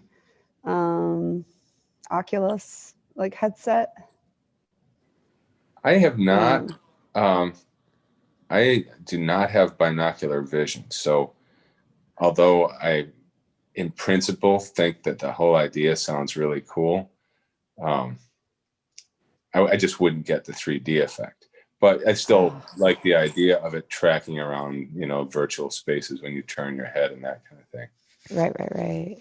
Well, I ordered one. I'm trying this grandiose plan of hanging out and playing games with my sister and my dad. So that was like the Christmas present, because we're a gaming family. And so, it's been years. So my dad, so I got this thing because I tried it, and then the 3D drawing app is by far the coolest thing I've ever experienced up until then. They have body forms, and they have you can really do anything. And I was thinking, how so you cool could would it basically be? take a body form and draw on it in VR. Interesting. Oh, yeah, absolutely 3D, but you can also set it up. You can set up lighting. You can draw say we can't find naked people to sit for us, but we could get a naked person on the headset, and we could just sit down literally wherever we wanted to and get whatever perspective we wanted to, and then draw from it. And I say this because I don't know if you can do multiple person in the 3D app, but I'm sure they're working on it. I think that there's ways of doing it, because I know I was talking with Jordan Rukas from Red Tree about that, because he's he's doing some VR art, and we were trying to figure out a way of live online collaborating in VR, and he says that yes, there are shared environments. Yeah, I know there's there has to be, because there's I went to Burning Man on that thing. That was cool. And there's all these little meeting places that Facebook is making so people can gather and have some reprieve from quarantine. I think I probably got this wrong, but I think they are called quarantine relief stations. And it's very very Blade Runner-y, because there's billboards everywhere, and these cities are welcome to quarantine. Yeah. It's pretty cool. It's pretty cool, but also kind of oh, that's okay. We'll have to we'll get a sponsor and get a couple sets and run some seminars. They're becoming more and more necessary to get. Yeah, I'll let you guys know if I get sucked into a different universe or something. Yeah, I was reading about somebody who had gotten so tired of Zoom meetings that their group started meeting in some game environment where they could sit around a campfire. I thought that was cool. That is cool. Yeah, I think we're all at that point, because Zoom meetings, this is cool, but can you imagine all these office workers sitting around and just staring at their coworkers' faces all day? Oh man. I mean, it's horrible. All the people on TV, Like I remember in the very beginning, I was Chris from Cheyenne was like, "Dude, is that your couch in your background?" And I was like, "Oh man, we're interviewing like amazing people." Oh, wait a minute. Okay, I get it. And so now, whenever I'm watching like CNN or anything, and everyone's zooming now, I'm like people are. I'm like, that's a closet door that's half open in your background. You know, like, come on. Yeah, we But can do better. oh, everyone here looks great. This is this does look cool for sure. I got a fire going. I mean, does anyone see that? Like way over Yeah, I there? did notice that actually. Yeah, yeah. It is chilly in my art area, but I just noticed, I was like, oh, that's propped up nice. But I mean, yeah, I mean, I miss my dad so much that I want to play a shoot 'em up game with him, you know? Like now it's like a whole new world where I can see my dad as like his avatar self or what. Mm-hmm. That's better than And nothing. But imagine that's this. better than nothing. So here's the use of the Oculus that could be cool is imagine if there was a virtual art studio environment, right? Yeah. Shared space, and we could just all sit next to each other, and instead of having to look into the phone, you could just like kind of glance to your left or to your right to the person that's sitting there and check out what they're doing and have that full experience. Yep. That's what I think, if we could all duel inside the 3D space, like in the drawing app, because the 3D space in the drawing app is kind of like a purgatory grid zone. It's very Tron. It's very much like you just see like a distant horizon of mountains. And then you are given an allotted amount of space, like maybe like a 10 by 10 foot square. And then you have buffer zones that let you know if you're going, outside of range. But then you can like kind of move yourself like through like portals and games, you can move yourself even further. And that's how people are doing these expansive lands. So, I mean, yeah, someone's got to design like an art room space. And What's the name of the program? I think it is just the 3D drawing app for the Oculus headset.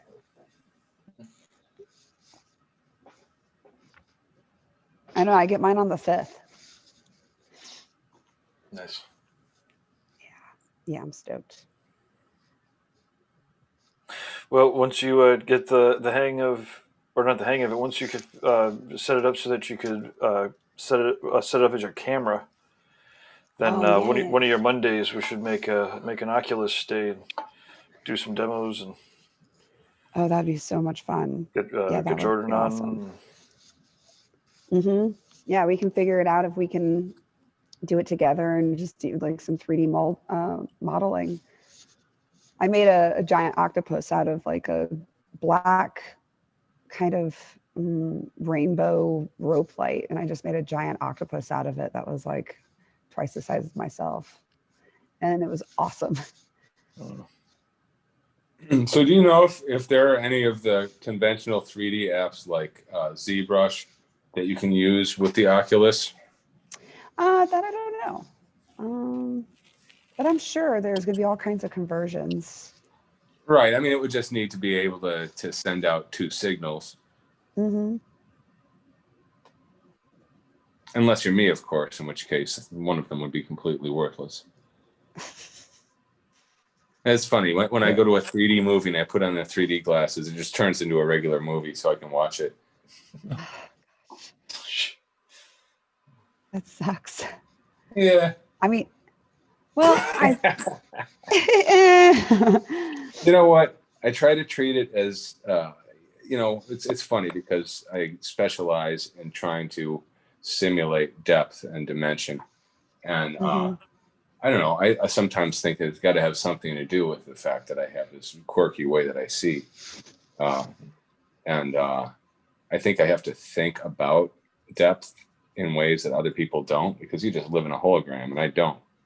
I have to move my head back and forth, and I have to place a light somewhere so that I can see the shadow of my paintbrush and know when it's going to meet the brush, because otherwise I have no idea when that brush is going to hit the surface. Can you imagine that? What's driving like? Yeah. How's driving? Driving is great. I've never had an accident. Parking, I am a fiasco. So I guess it has something to do with the speed that I'm moving at. Yeah, that You know, makes sense. parking is slow enough. I'm just not getting a high bandwidth enough stream of information to really get anything useful out of it. So I'm just looking at all these surrounding surfaces that could be literally any distance. Yeah, I have really bad depth perception when I take my glasses off. I mean, I'm blind first, but then I notice that I have a hard time like, even perceiving closely how far things are.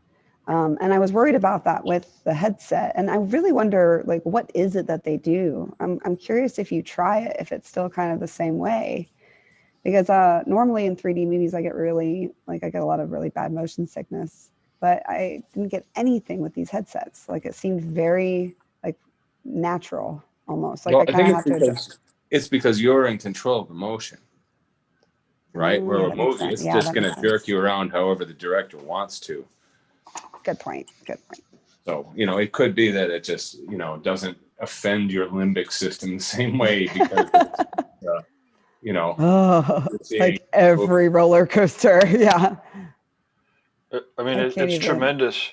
If you even just put a camera, a lot of people, when they're trying to record tattoos, you know, the headset camera is really the best camera, right? The one that's like in the center of your forehead. But anybody that's ever put those on, like, your head moves around so fucking much. Mm-hmm. And it's amazing because your brain adjusts. Right. So you would need a smart gimbal. Yeah, right? Exactly. Really smart Yes. gimbal. That basically did all the same stuff that our brains do. Right. Yep. They'll come up with it. I guess that'll happen soon enough. Yeah, damn. I mean, I've seen some crazy gimbal systems, like, you know, this 3-axis gimbal where you're holding this pair of like handlebars, and then you've got the camera that's hovering, and it's no matter how you move, it is maintaining its position. It's like, I don't know if you've ever seen footage of a hummingbird drinking from a flower when it's windy or it's being, you know, it's in combat or with other hummingbirds, and the entire bird's body is moving around, but the point of the beak is dead still. Yeah, it was doing that. Oh, that's awesome. I just got my first one, and I don't think it's even that good, but it's pretty cool. Still learning how to use it a little bit. Oh, you got a gimbal? Yeah, I got I think an older generation though. And I was just like, well, let me try this out. I don't know. I've been trying to venture into more video making recently. It's the stuff I've been doing with Gabe and other stuff. And I really suck at it. I'm realizing. I'm like, yeah, I think I'm a little bit more trained in the art, like more artsy realm of video, like, you know, video filming. You know, but once you learn all those editing suite, you know, behind the scenes things, you can get creative again with it. Yeah, I think that's it. It's like, this feels so cheesy and stiff. I'll get good at it, hopefully, eventually. So I'd love to hear a little bit about where you guys are at with your paintings.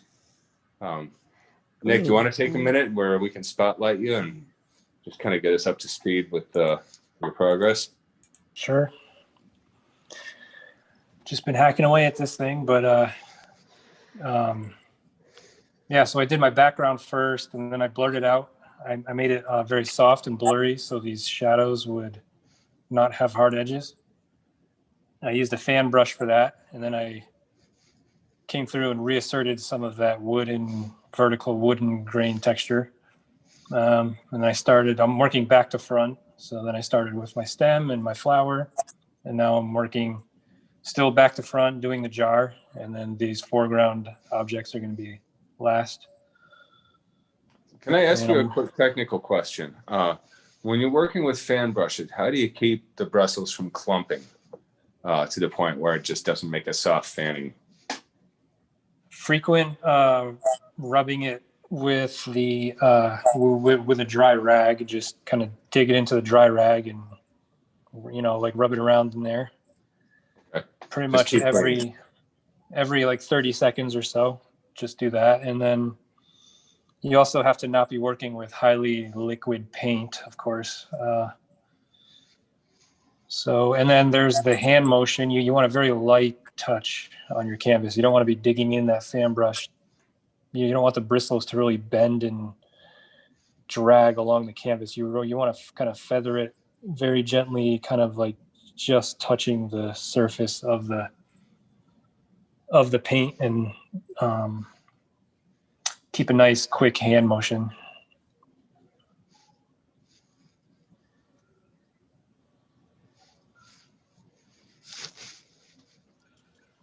So I can demonstrate, actually, to answer your question. There's a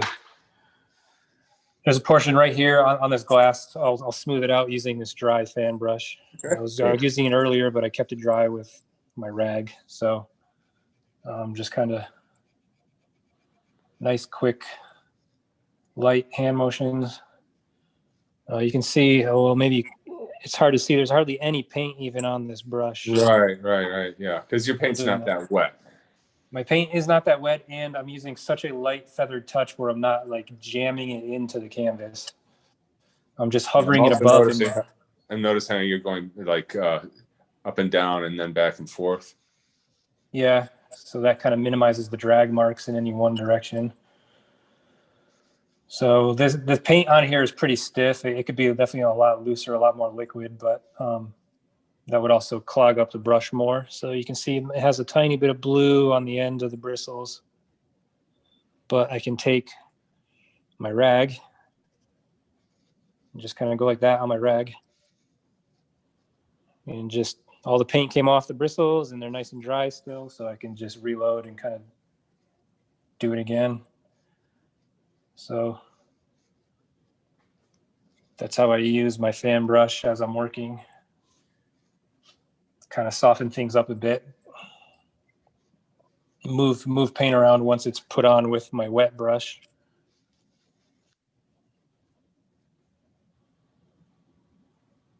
So yeah, just right now I'm just kind of still blocking in all the shapes in this glass, which is definitely challenging because there's a lot of stuff going on. There's reflections and there's translucencies happening.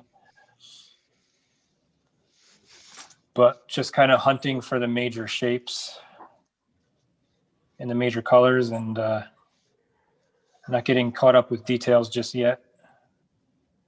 Kind of using this chisel motion where you just kind of push the paint very intentionally into place. And that also allows you to be very careful with it so you don't make a mess and turn out some kind of like wonky jar.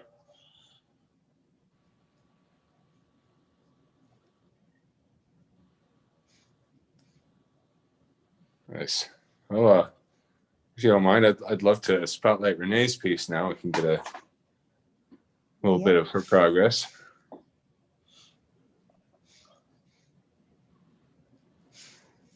Yeah, no, okay. So I obviously overpainted over here a little bit. So I'm just letting that kind of sit for a second, and I'll go in and deduct a little bit. And then I'm just kind of nitpicking over my little skull here. Definitely taking my time on this one because, you know, it's been a second since I've worked with oil, but definitely doing the same, just blocking everything in. And I do too, kind of like do real loosey-goosey everywhere and then go in and kind of get tighter and tighter and tighter. And yeah, I like to really warm up my blacks. So I'm just kind of like taking a nice dark browny kind of berry tone and going in first. And then after that, I'll kind of get deeper with it. And yeah, that's basically where I'm at. Yeah.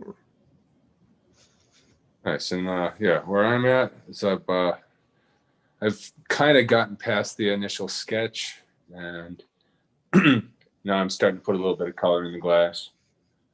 And I think I'm gonna keep it pretty loose, but I just want to make sure my structure reads right. And I kind of envy those painters that, you know, like with an arc like this, they have a few like breaks and jag marks in it, and it still looks all right. So I'm gonna see if I can, you know, break my tattooer habits a little bit with this one and allow some of that into the mix. Yeah, I think it's nearly impossible for me to be too loose anymore. I don't think I ever was like a loose artist though, like that either. But tattooing has definitely kept me, like, it keeps you just real tight, you know? Yeah. Yeah, and that ends up being like something that you're looking for, while you're working. Is this tight enough? Mm-hmm. Is everything clean and neat, and is every edge crisp? And then, if it's not crisp, it's an intentionally fuzzy edge. Is it perfectly intentionally fuzzy, right? Right. Because it's somebody's skin, and man, I don't know. I always try to look at it as if it were on me, and would I be happy with it if it were on me? And I was watching some other artist finishing it up. Would I be like, "Oh, that looks great," or would I be thinking, "Man, I hope they clean that up some more"? I've definitely had those, the early tattoos, and you get the phone call from a friend, "Hey, do you mind?" And you're like, "No, please have them do this, this, and this too." But yeah, I try to follow a very precise set of rules when I tattoo, and I try not to stray away from them. Because I don't, I get, since I do a lot of color, I don't know if you get this too, Guy, like people, and sometimes it's a little bit abstract. So people think I do watercolor. That's what they say. And I'm like, what? I'm always kind of a little dick about it. I'm like, oh, say like postmodern expressionism, but I kind of explained to them like, no, I do every tattoo with these rules, black lines and, some a little bit more formative structure, no splashies for sure. I don't know how to splash. Yeah. And when people do, in order for it to not just look cliche and messy, it really needs to be done right. Mm-hmm. Yeah, I'm always really impressed when it's done right. Oh yeah. And also to be able to pull that off and still make a tattoo that isn't just intrinsically feeble. Mm-hmm. Ah, well said.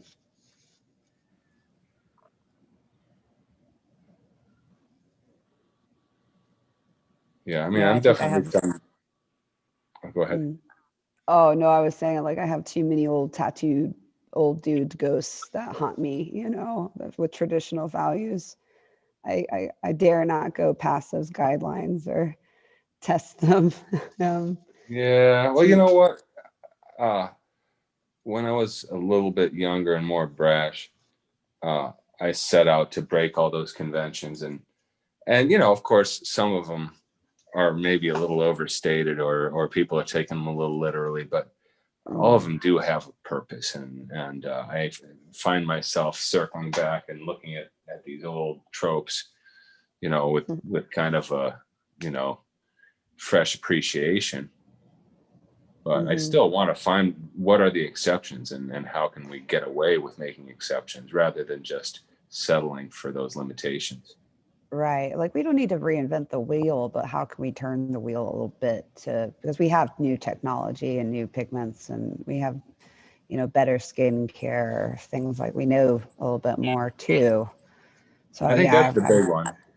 That's really bigger than anything else. Is just the fact that we understand better than we ever have how to make a picture, and those contrast.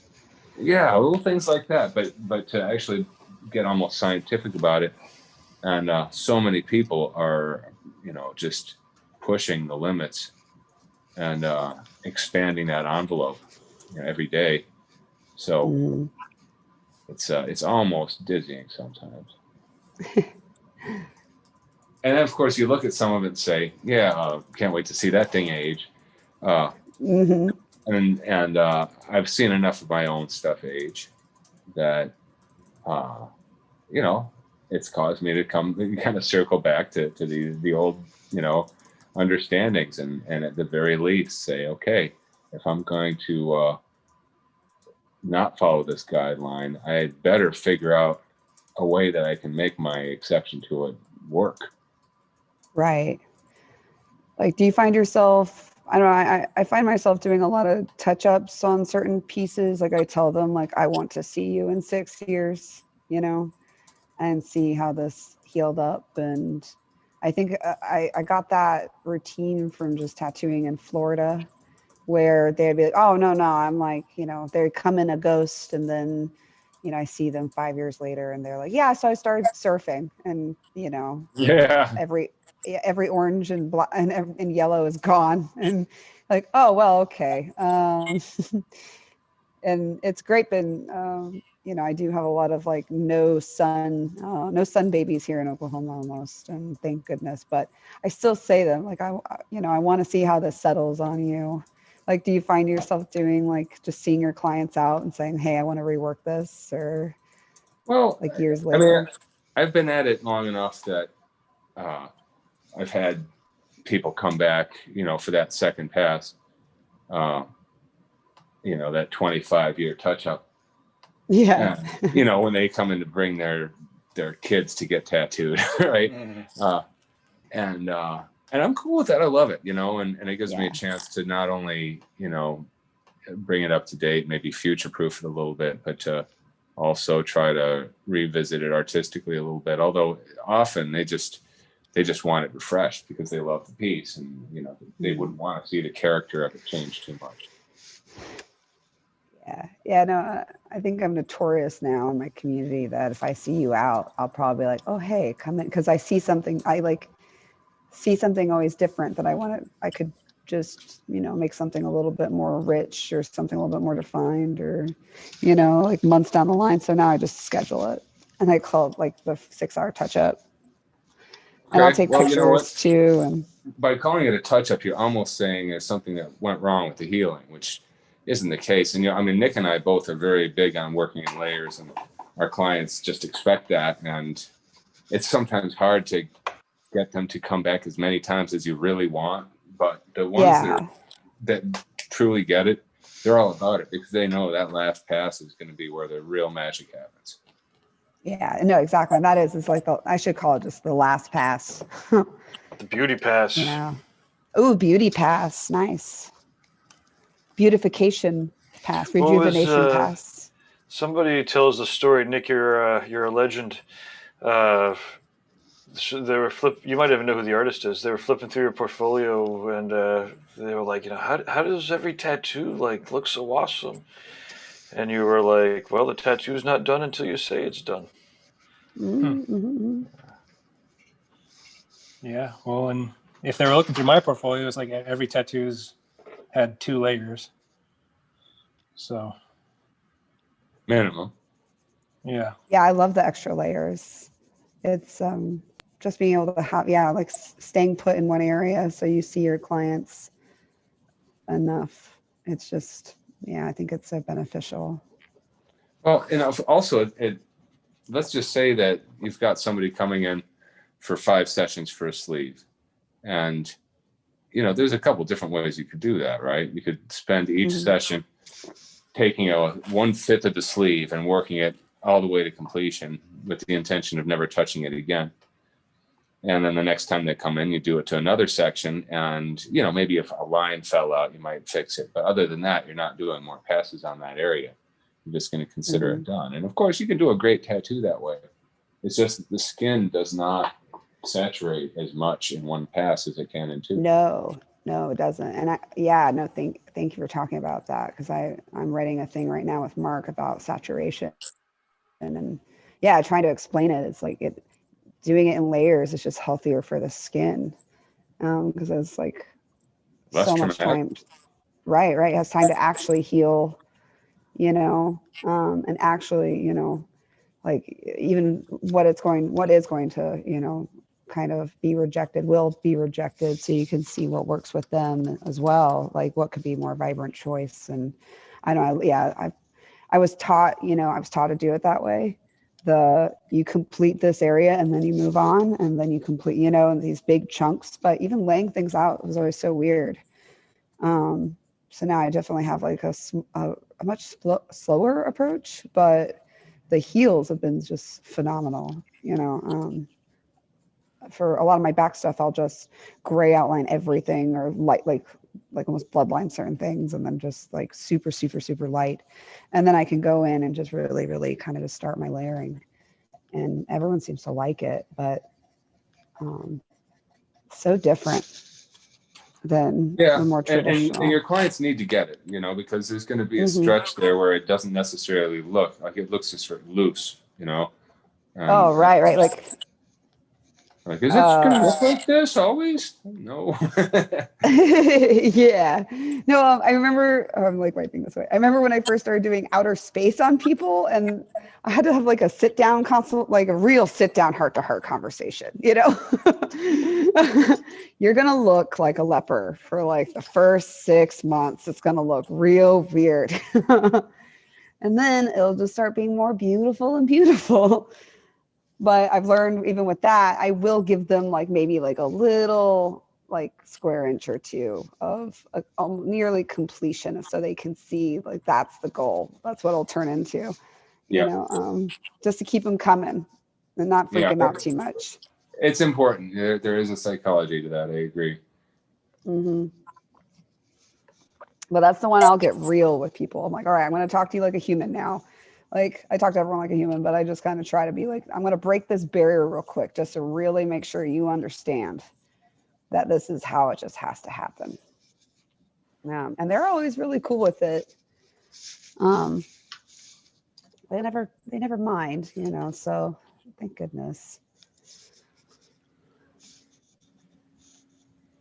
Because I love doing that stuff, but oof, that's a full-hearted client that gets outer space. That's a We do have Sandy beamed in. Right on. Hey, Sandy. Hello. Hello. Are you just getting started, or have you been painting? I've been painting since the start. Just I realized I should come on. I'm down at the studio where I will be tattooing eventually, and where my mom has been painting for the past couple months. So just wanted to test out the Zoom and everything down here, make sure it's all tickety-boo for doing streaming. Yeah, sounds good. Yeah, awesome. Yeah. Looks clear.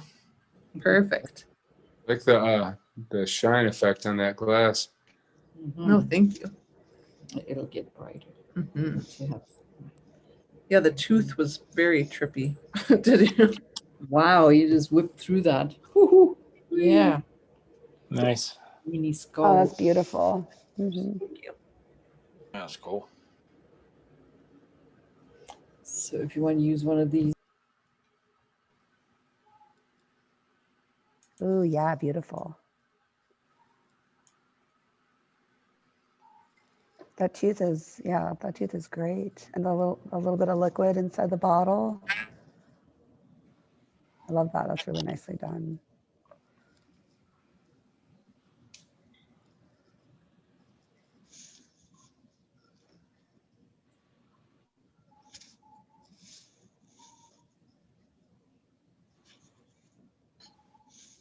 And this is what, like your Sandy, if you were talking, you're not talking. You were your mic is off.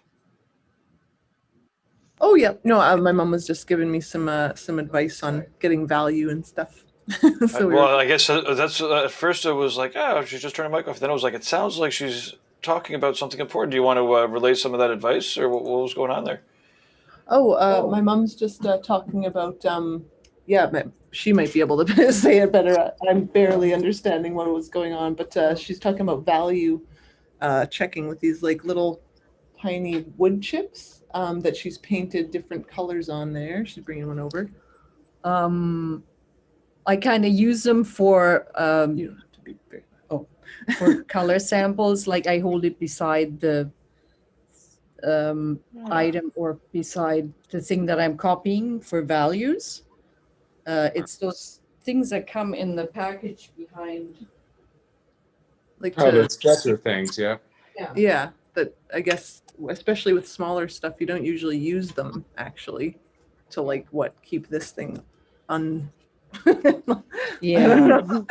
that's Seems what a I little do with silly. them. I make samples. Yes. That's cool. Yeah, And that's then I put them on here. So I have a whole bunch on a receipt poker. Nice. Yeah. So if I want a specific color, I just go, oh, this is the one. This is the red I need. Yeah. Oh, nice. Very cool. So yeah, Sonia's been painting alongside me. Sonia, did you want to show yours? I can show you this one. Sure, it's not got shadows yet. Everybody's at different stages. No, but I'm gonna layer, so. Yeah, Sonia's on her first layer. Ooh, we are close. Ah, yeah. Oh, Yeah, you've really got it blocked in. Yeah, Yeah. nice. yeah. Oh, and I definitely just touched it.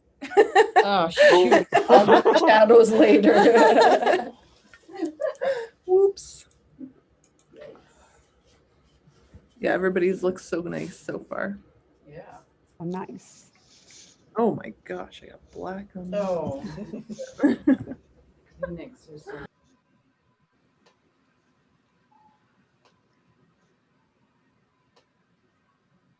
Yeah, having a little kid in the house, we've kind of reached a point where, like, we don't even raise an eyebrow when a paint catastrophe happens. It's like, oh, there's dark purple paint everywhere. Awesome.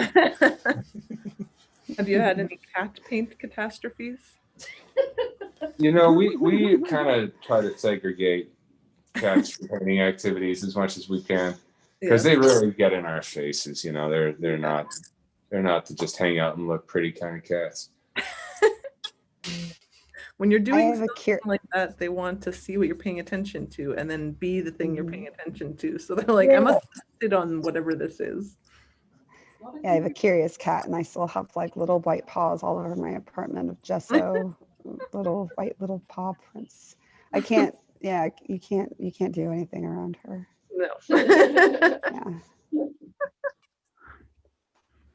Yeah, we had a cat that did that as well. She in the middle of the night, so we didn't see it until the next Mm-hmm. Ah, Oh yeah. footprints everywhere. Oh no.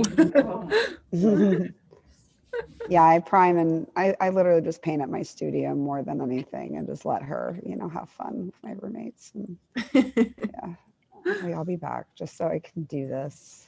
Yeah.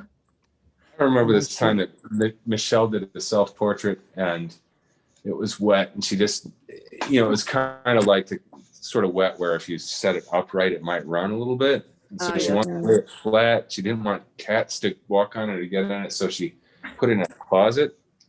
And the next morning, there's little mouse tracks all over it. Oh my god. Cat, but yes, a mouse. Yes. Could have used a Oh cat. my gosh. Yeah. Exactly. Well, they know where the cats aren't. Oh my goodness. What a jerk little mouse. Exactly. Yeah. I saw this. Yeah, little... Oh, sorry. go ahead.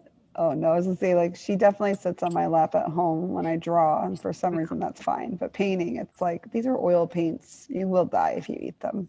Yeah. Yeah. I'm being good for you by not letting you. This is for your own good. Yeah.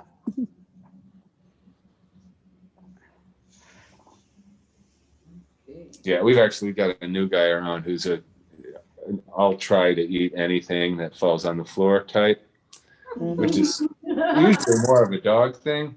Yeah. But yeah, he's full on, and it's not good because Oh no. we've got stuff that's not for cats.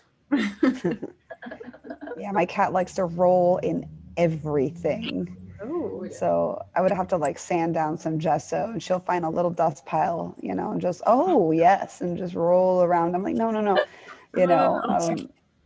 Yeah, just, you can be sweeping all day, and then she'll find the little dust pile for 2 seconds before you get the pan, and just gotta just roll her and dust her.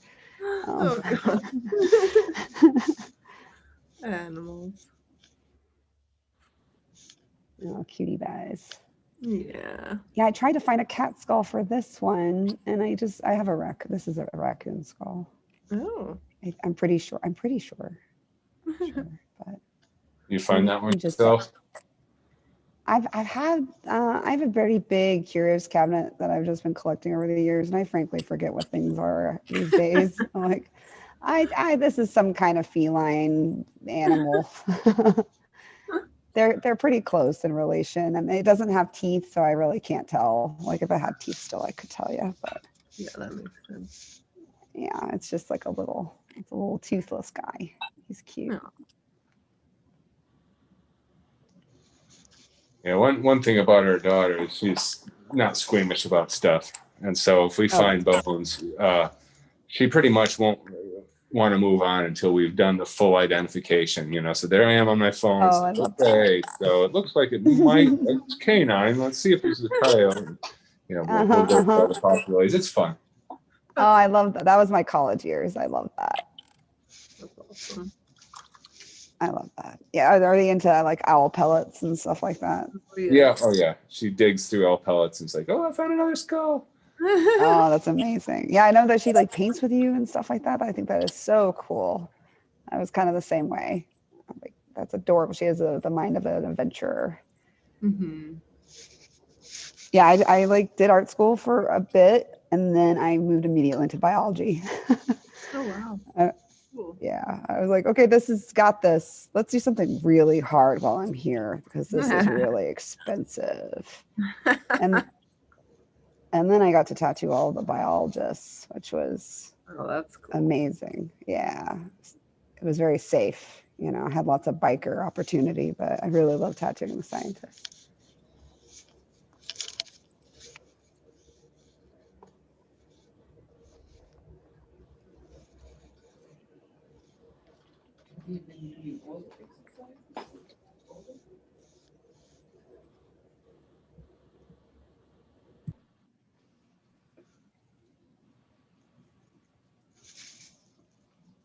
Yeah, one of the other things about working with, you know, not to keep dwelling on being a cyclops here, but you know, there's the supposed advantage of working from life. Where you're seeing, you know, more because it's not just a flat photo. But if I sit still enough, it's just a flat photo. Do you think that helps you like block things out a lot easier than not having that perception? You know what? I've never felt that it's been a disadvantage, except when, you know, before I developed my persona as an artist, and I was just trying to fit in with the other kids. And I couldn't understand why I was always picked last for every sports team. But yeah, when you can't catch a ball, you're pretty worthless when you're 10 years old and everyone else is super into baseball. So I hear that. yeah, it was a little traumatizing. I could see. Not just occasionally getting picked last for the team, but guaranteed every time. Yeah. I was a little bit, I was an obese child, so I hear you. And I was really good at like shot put and discus, but everything else was a failure. Yeah. So, but hey, that's what probably made us artists, you know? Yes. I found, yeah, I had books. I didn't have friends. And I had paint and plenty of time to ponder on things. I think it's a blessing. Yeah, I'm not complaining at all. I think it's, yeah. Hard at the time. Oh, yeah. Yeah. But it was kind of funny because then fast forward to high school has ended and everybody's kind of moved on. And I quickly moved out of our suburb and went to Chicago and had a little loft where I painted album covers. And you know, all the cool kids, the popular jock kids would like want to come and hang out at my loft because it was so boring back in Naperville. Yeah. And now they're all like dead or in jail. It's sort of funny. Not funny. Oh man, yeah. Ironic, maybe. Yes, yeah, interesting. Yeah. Yeah, my dad always told me that because I would always come home crying, you know, I didn't look like, you know, everyone because I'm very like dark featured and pale living in Florida. And he would just tell me that all those girls are peaking now. You need to peak when you're older, trust me. And I was like, oh, okay. That's a good way of putting it. Yeah. Yeah. He's like, you're smart. That's the only thing that's keeping you probably from peaking too early. And yeah, it kind of kept me, you know, a little head high when I was definitely an overweight, awkward unibrow girl. And yeah, it kind of got me through like until college. And then I started tattooing, and then everybody was like, oh, wow, you know, and then dropped it, I think, at like 25. And then, yeah, so I'm still haven't peaked yet. So I'm just waiting for that. But yeah, terrible years, though. I have to agree with you. But Yeah, for people who are nostalgic about high school, they must have had a very different high school experience. Yeah, no, there's a lot of people in this community that you know, they don't know what to say to me because I didn't go to high school with them. Because everybody remembers high school, and I went to a really cool high school, but you know, it was just what it was. You know, I mean, I talked to some people still from it, but I don't, you know, I have a whole different life since then. I went to a special, like an art program. So everyone that I went to high school with actually became like a pretty cool artist themselves, like outside of tattooing. So it's been pretty fun actually keeping up with everybody. We, you know, we'll fund each other's projects and, you know, just kind of remember the old days, and a lot of a lot of videographers, a lot of musicians, a lot of dancers. It's pretty cool.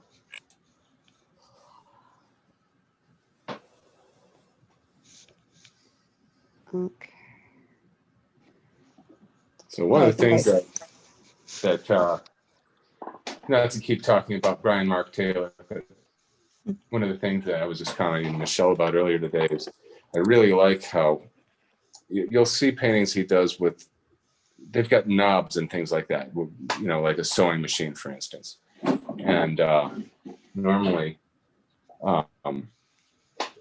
like if I were painting it or tattooing it, I would have to get a perfect stencil or whatever, you know, try to get that ellipse just right.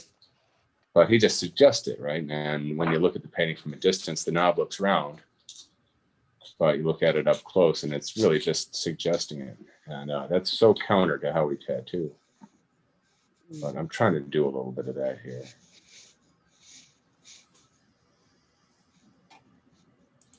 I think that's kind of that's what the Alla Prima style is all about. Right, yeah, I mean, you almost just don't even have the option at all of trying to do it, you know, the other way. And in some ways, it's going to be a more enjoyable experience if you just kind of free yourself of the need to attain that perfect ellipse or whatever. But, you know, at the same time, you have to be able to make it feel like a perfect ellipse while it's made out of jagged brush strokes. And that's a challenge too.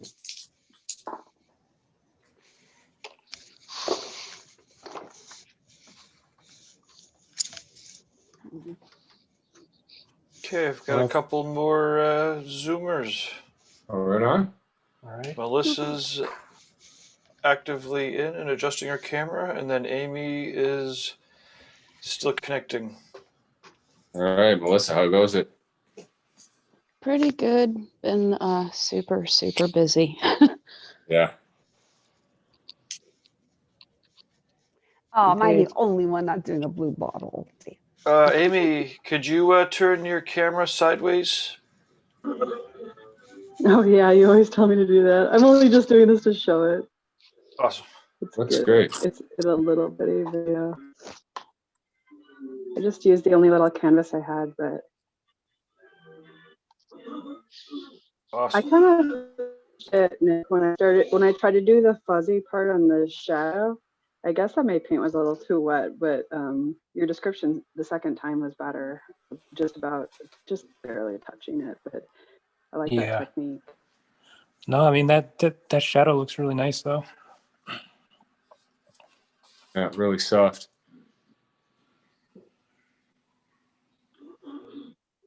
So yeah, Oh, yeah. that's it.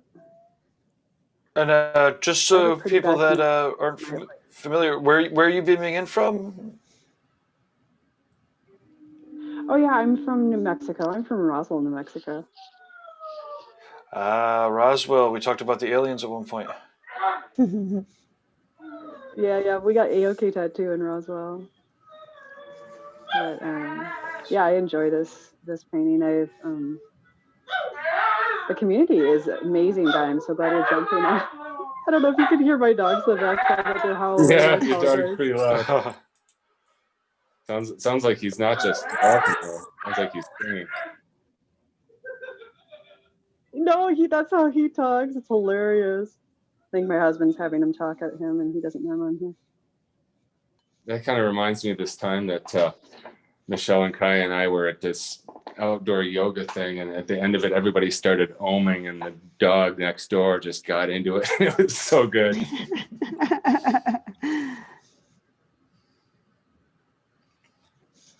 And I might mute it if it's loud in the background, but I have really bad connection, so I think I'm gonna pop out if I can't hear you guys. I'll go back to I was on YouTube. Awesome. Well, I've got your spotlighted now. It's been fun.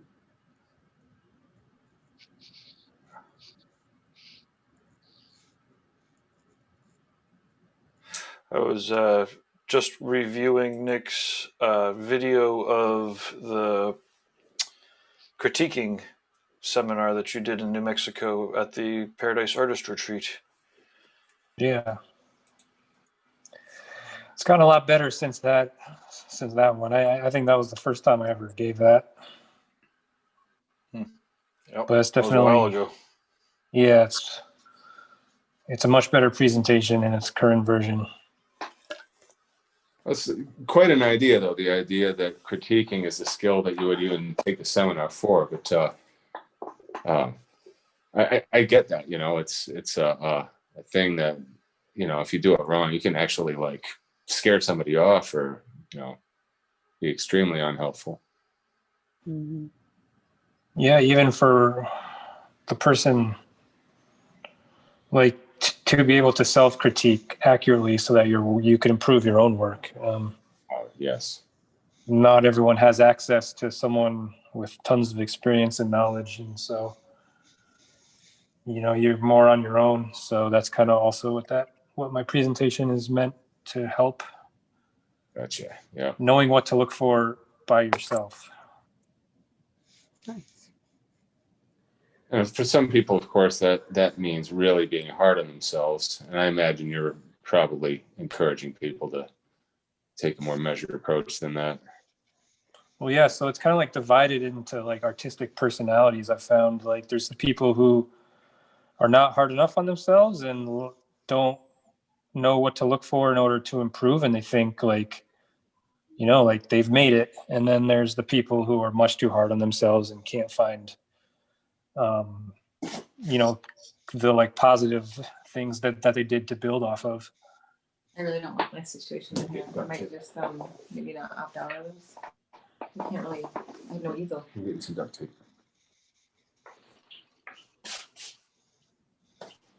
You know duct tape? I know there's a couple of rolls around. Yeah, I've definitely experienced critiquing, like judging for shows, and I've realized that it can get pretty heated at some of those shows if you don't have the proper things to say or to justify yourself, and cause, and just, you know, people can, you know, really, really get at you, I guess. Well, I mean, it's just appropriate to be able to do so. Well, one of the main takeaways from my critique presentation is that critiquing is a science, and it's data-based, and it's objective, not subjective. So it's not an opinion, and it's not a judgment.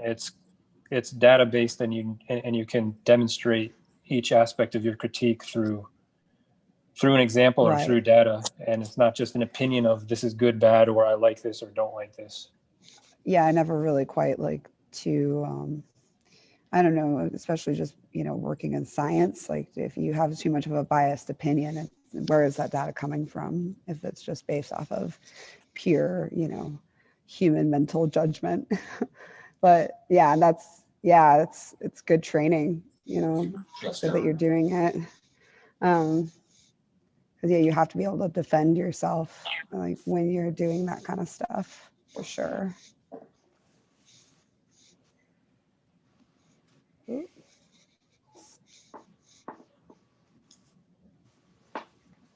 So, Nick, when you're talking about self-critiquing, does it ever kind of come around to like using your critiques as a way of setting concrete goals? So what do you mean? Give an example. Well, okay, let's just say that you're, trying to really use like you're saying, a scientific approach to seeing what needs to be done. And then from there, I've been trying to encourage reinventing, members to set goals for themselves, and, very specific ones, like, a goal I'm working on right now is really trying to concentrate and isolate my blacks more strongly, right? Not have them scattered through the piece as much, but to have them stronger and more focused in the right places, right? And so that's just one example. But to be able to look at your work and come up with concrete goals that you can actually then, instead of just looking at it and say, oh man, I wish this was better, right? Yeah. Yeah, I think it is kind of about that, and that comes back to data and being objective and needing to be able to show examples, I guess, and have like measurable criteria. Mm-hmm.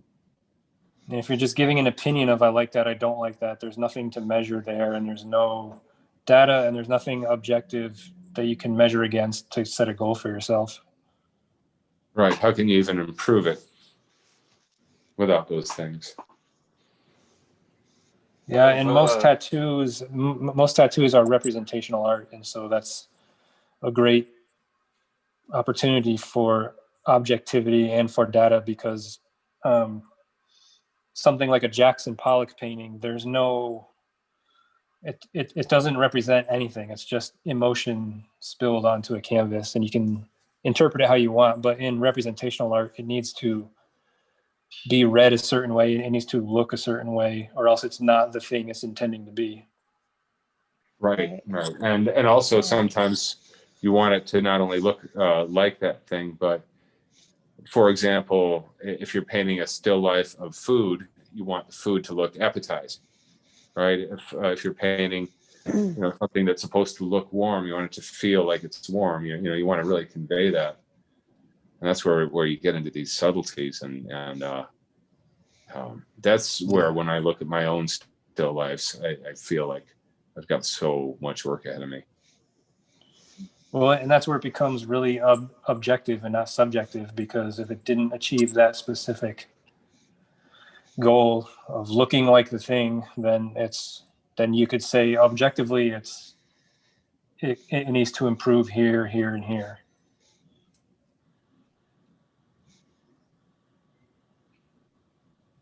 Damon in the chat rooms, well, the first thing he said is fantastic, and then to this point, his comment was, being honest with yourself isn't the same as being hard on yourself necessarily. And, yeah, that's a very good distinction. Yeah, sometimes I don't have this problem as much, in my later years, but I think a lot of people experience this sort of super critical voice in their head that's not necessarily kind. And that's not necessarily going to coach you into being a better artist. And sometimes you just have to kind of tell that voice to shut up and just follow your gut and try to do what you feel is what your work needs. Right. I always kind of suggest to people when they are being critical on themselves too much, I always say, take a look at other people's work, and like Nick's saying, collect that data, see what you like, even as yourself, as the viewer, what do you see that is pleasurable to you? What catches your eye? And then you can kind of make your own opinion based off of actually just seeing what your own like what you subject yourself to, and then where that kind of takes you, you know, on a nice little adventure of what you find even to be pleasing and what people like. And then you can kind of see what you, and I do that with my clients and everybody. Like, I just want to see what they like, and then I can kind of figure out from there, like what the standard is. And then I can like explore it from there, you know, that's like the starting point.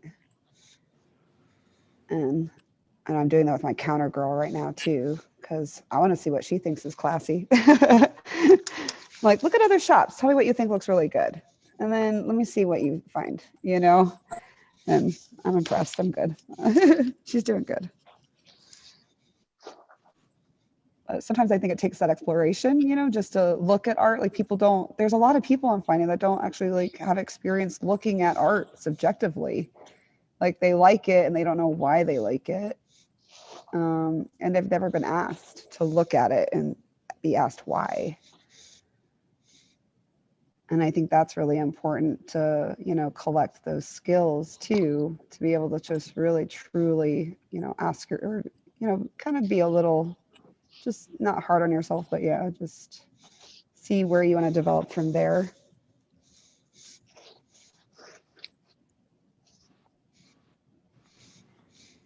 I mean, ultimately, you want your work to be, yeah, I mean, you should aim to be your own favorite artist. And I don't mean that from an egotistical standpoint, but just, you know, to be able to address your own tastes as directly as possible, the things that you think look good, you know, and, you know, if you're really true to that, you know what you like, and you're just going to keep guiding yourself towards it, you'll arrive at something interesting, you know. It's, I think that people fall flat when they're worrying too much about what's popular or whatever.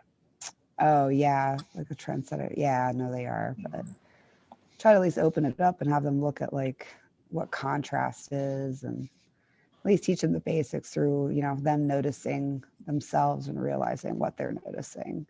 Versus, yeah, look at what's, oh God, Pinterest. Oof, the dark days of Pinterest. Yeah. Well, you know, at the same time, it's interesting because, you know, another thing that we want to know as artists is if, you know, what's universal, what everybody likes, because, you know, we want to be able to at least have that in our minds when we're doing our work. Mm-hmm. Even if we're going to break conventions. Yeah. Yeah, kind of like what is the unit, like it's how the brain works, you know. If it's universal, then maybe it's one characteristic we all share, and that's the science behind it. You know, we all see contrast kind of similarly. We all see, you know, certain colors the same way. And maybe that's, yeah, like if we don't keep up a little bit with the times and see like how people's view is changing, then, you know, there goes all the rules and standards, you know. I think that in some ways art is kind of like science, because it does advance. People discover better and better ways of conveying things, and these tricks get shared and passed around and remixed, and so yeah, I mean, it definitely helps to not be in a total vacuum. Yeah, it's like language, it forever changes. I mean, it's just a visual language, and I think it's just going to continue to grow. You know, we know the classics still. We still practice the classics, obviously. And then, I mean, art has gone insane with like even digital media. Yeah, and it's kind of intimidating sometimes how good people are. Yeah. And I think that some people even get discouraged because of that. Yeah, I can agree with that. And I kind of wonder. Oh yeah, I mean, I often look at even just tattooers or painters or anything, and I'm a stubborn artist, I think. You know, I'll try to tackle anything, but then sometimes when I get stumped, I'm like, how in the hell did they do that? You know, there's been a lot of artists blooming up, and it's incredible. You know, I feel like we are kind of in another renaissance right now. Yeah, as much as I hate social media for social media's sake, being able to see so much art and watching, just tattooing in particular, watching it grow, this does keep getting better. Yeah. And it's not because the pigments keep getting better. That's something you can only push so far. I think a lot of it just has to do with people's understanding of art. No, exactly. And the communication is right there. It's immediate. So if someone figures out how to do something, then 10 people do, and then it evolves from there. And then all of a sudden, like a week later, it's completely evolved into this whole new system. And then, and then it's favored. And then you get a new grows round of even more. Pinterest tattoos. Yeah, exactly. And then, then we do a bunch of stuff, and then, and it just keeps going and going and going, where before, a movement would happen in a city and you would hear about it, and then like some person would have to go there and learn it, and then, come back. And then, it's like tattoo flash mentality. It's like, oh, wow, if you're in an area, you probably had this flash, or, oh, what year was that tattoo done in? It was probably done with this kind of ink, or pigment at that time. But now it's like, it's untraceable almost when people are developing styles, because it's just replicated, and it's a high influence. It's now, globalized. Social media. Right. It's totally globalized now. It's nuts. So yeah, looks are no longer regional. But I think it is kind of for me personally, I'm not really, I'm social, but I don't know. I just kind of shut up when I'm around large groups. And for some reason, social media is just so much easier because I don't have to actually vocalize anything. I just have to this is my art. Look at what I do. Cool. And I get to step back. Like even at my own art shows, I used to just kind of walk around and just hear what people had to say. Like, okay, cool. Like I know where I'm at. Cool. That's actually way more interesting than asking them their opinions, or, it's hard to get any kind of honest feedback.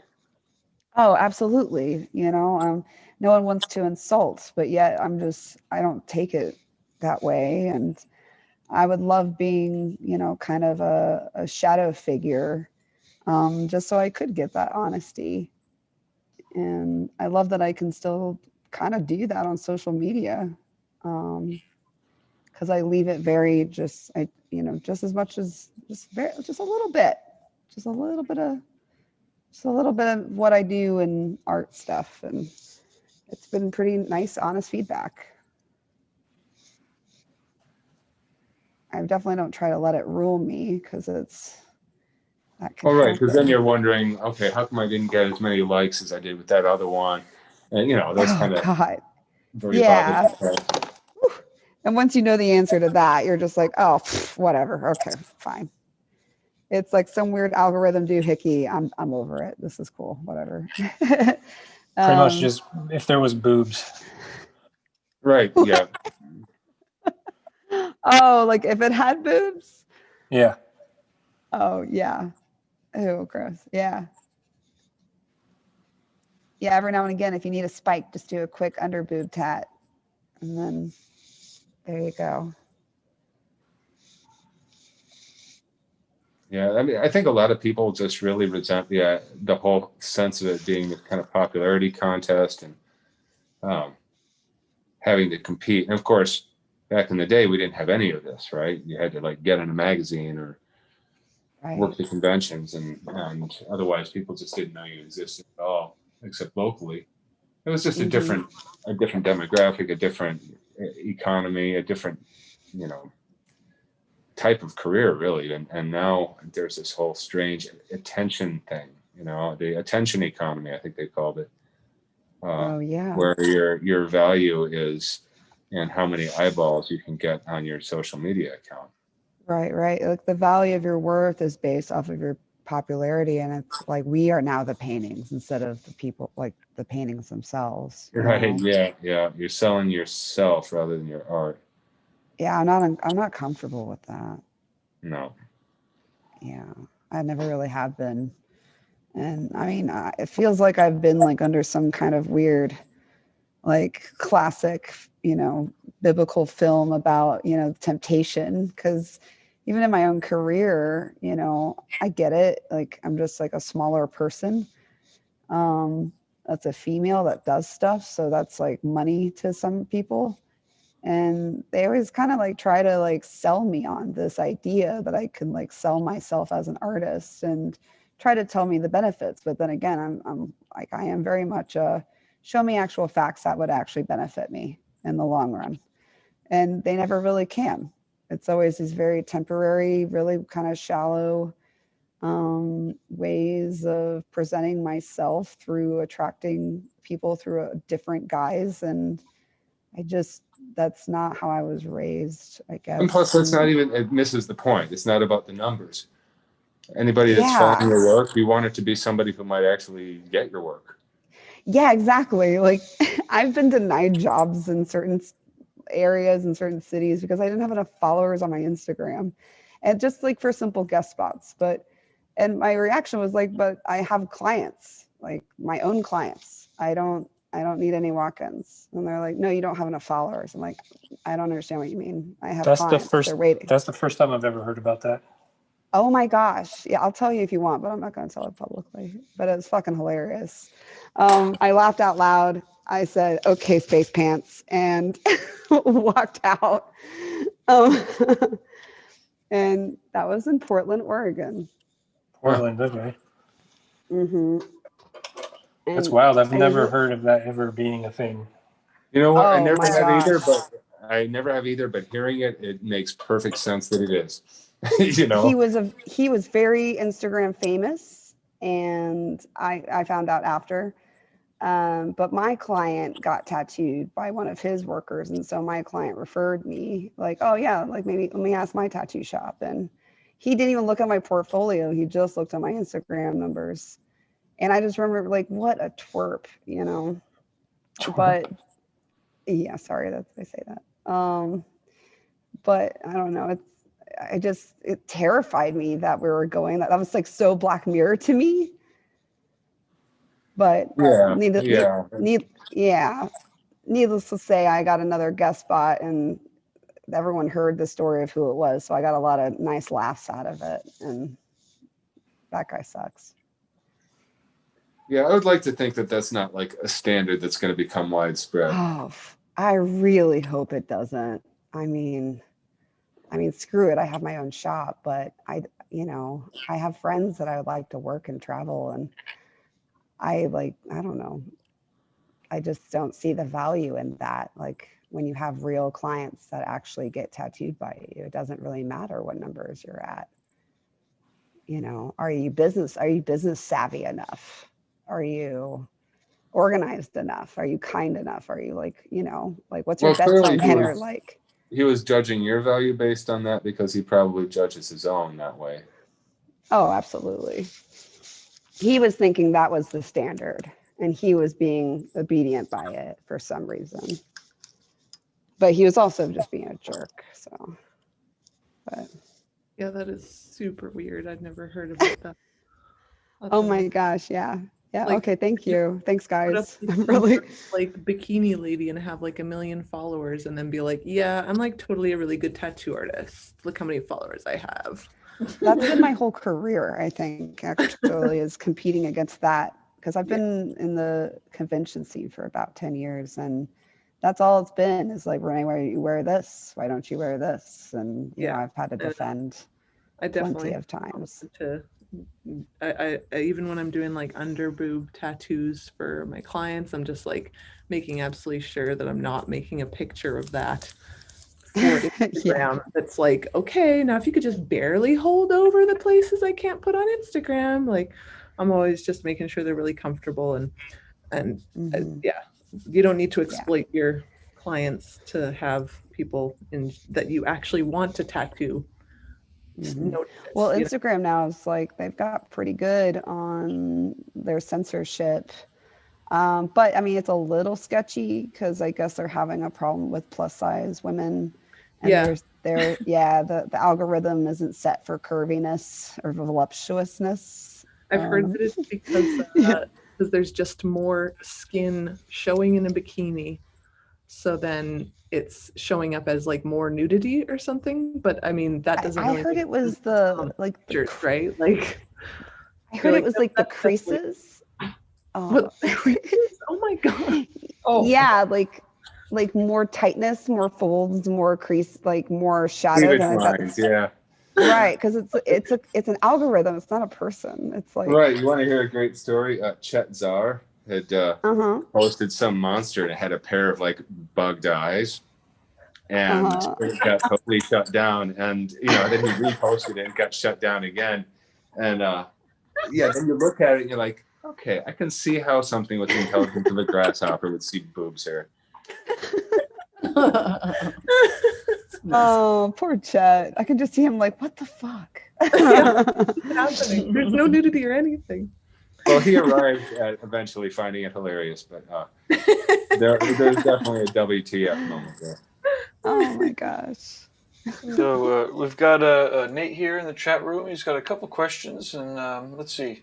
So first one, has anyone formulated a set of guides to approach composition, such as thinking of observer perspective, identifying focal point, establishing temperature or chromes, even before starting a design layout?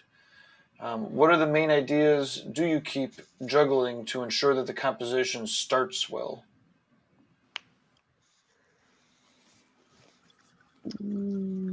I kind of do a grid.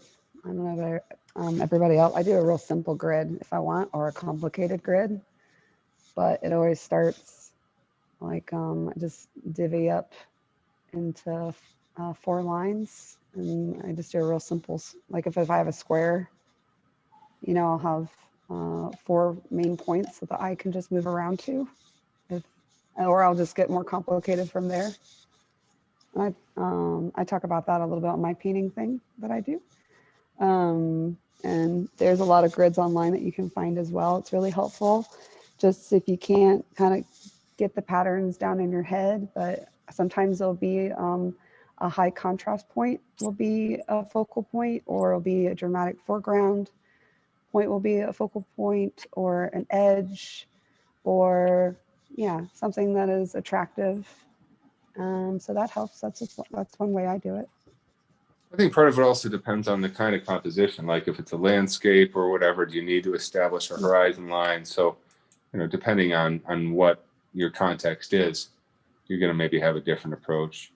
I think a lot of us being tattooers, are used to having the tattoo, the needs of the tattoo, like kind of establish our composition for us. We have fewer choices there. And then when we get on canvas, I don't know, I just compose everything kind of the way I would compose a tattoo, just out of habit, for better or for worse.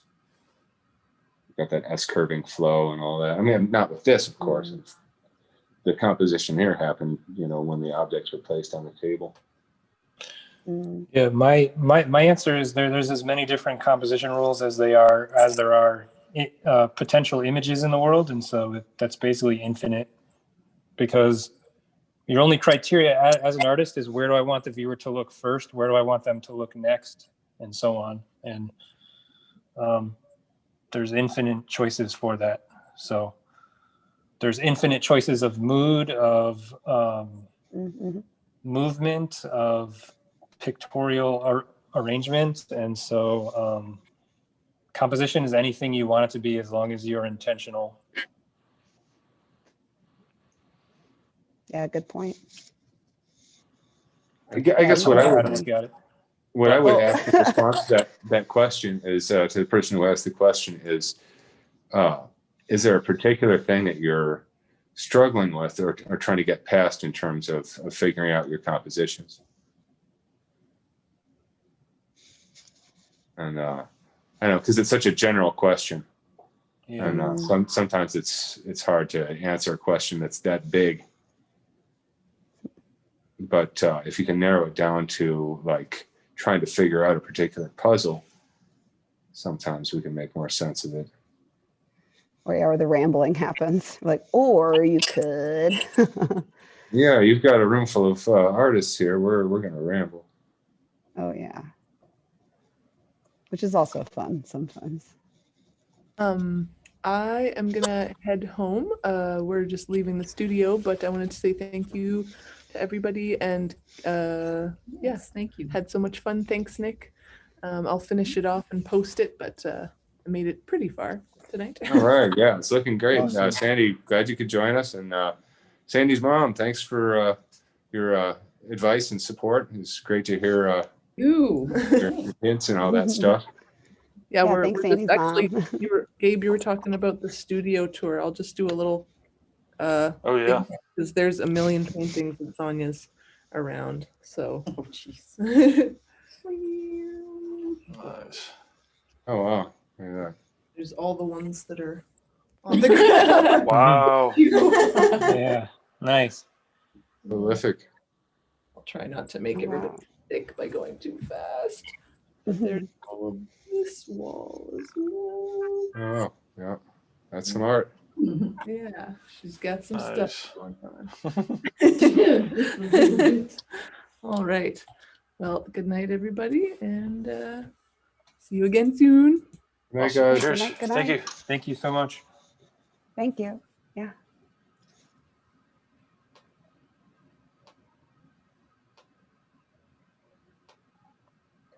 Well, should we take a close look at people's paintings, see where we're at? Yeah, I got about 20 minutes left here in the 3-hour mark that we Okay. talked about. Yeah, that's looking pretty nice there. The sand dollar is really smooth. So I'm if so you sorry were I'm not doing a bottle. no apologies needed. We're all just hanging, you know. But I know. I like to be a little bit of a goody two shoes sometimes. I'm a rebel. I'm not used to seeing Nick paint Alla Prima, so I'm of course, you know, enjoying this. Are you probably going to end up going back into this after it dries? It's going to be either that or I might just develop it into like a full-sized, like a totally second version and use this for the study. Yeah. But we'll see how I feel after it sits in the studio for a bit.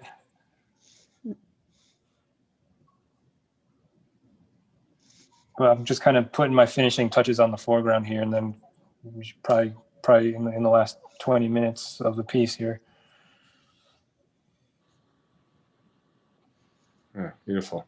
Yeah, the way that sand dollar jumps forward from all those shadows is really effective. Thanks. Oh, yeah. Yeah, you've developed that so quickly. Yeah, it's basically just a few gray values and a very simple shape. Not. Mm-hmm. I could probably dial in all the little facets on the surface more if there was endless time available. Mm-hmm. You're making me, I have those little lavender shoots and I think I might do exactly what you're doing right now to them. It's like making me pre-think things. So yeah, that really just jumps right on top. That's awesome.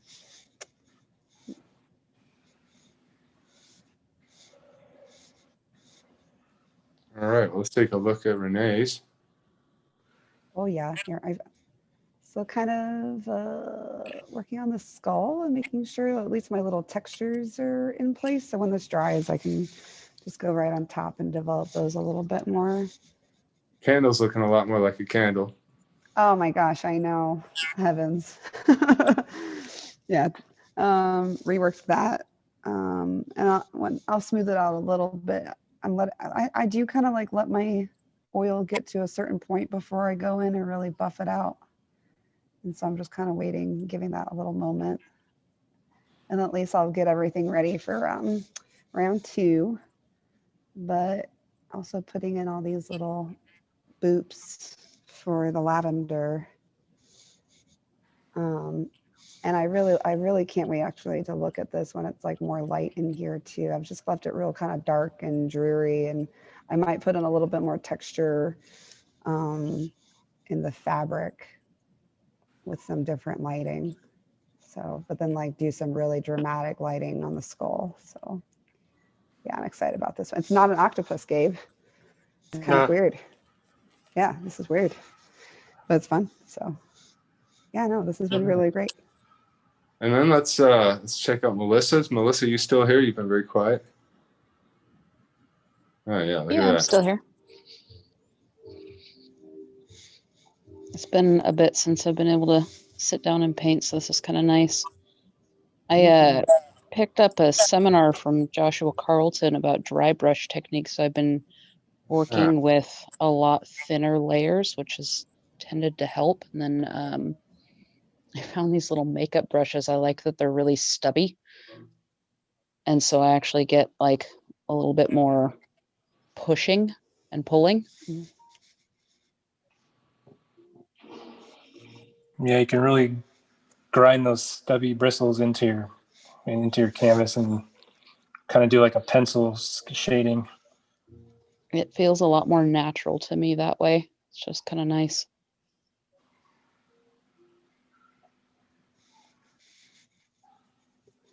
That bottle looks really nice. Thank you. And I see that makeup brush. I have that one. Right? Yeah, it's when you find out that makeup brushes are so much cheaper than our painting brushes.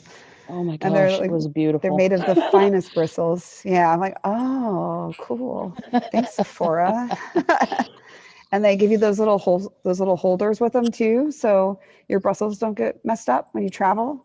I actually just picked up it's what they call a brush line hanger. So there's these little brush tails, and it actually, like, there's a rod that it sits on, and I literally just hang them. Oh, nice. But it's over by my easel, so. Oh, very nice. I have I think an old jar from 1996 that I've shoved new and dead brushes in since and I just kind of somehow keep it alive. I think it probably has like little stuffed notes in the bottom. It's just never been excavated or anything.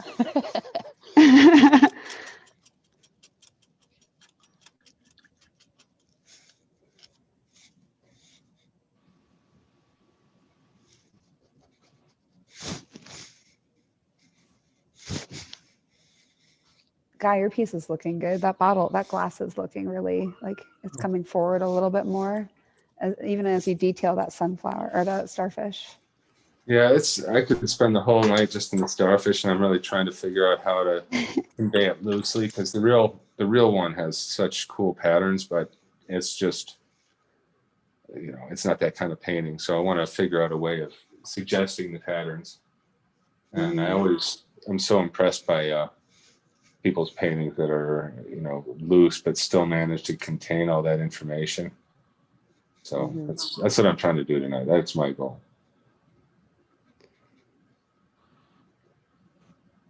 Yeah, just want to put it out there. The preferred nomenclature is sea star, because they're not actually fish or something. Yes.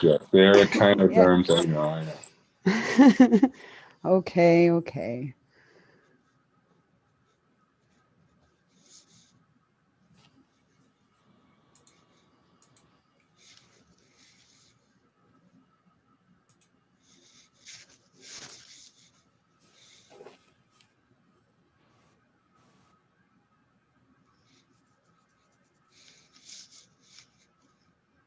Yeah, now if I had stuck with this 31-day challenge, like the way it's been for Michelle is she's starting out every day, finishing in the previous night's painting. Not every day, just Not every day. just a few times. It's kind of hard to feel finished and resolved with every single one of them. And Guy, can you explain that, what you guys are doing? Because I missed that part. Okay, are you guys actually doing still lifes or? Yes, I quit after day 19, but Michelle is completing day 31 today, and our daughter managed to do it too. But it's still lifes, plein air, or live portraits, basically just live paintings. And nice. One a day for 31 days. And you think, oh yeah, no problem. I do art every day. But once it becomes a thing where you can't take a day off, it changes the whole situation. Oh, right.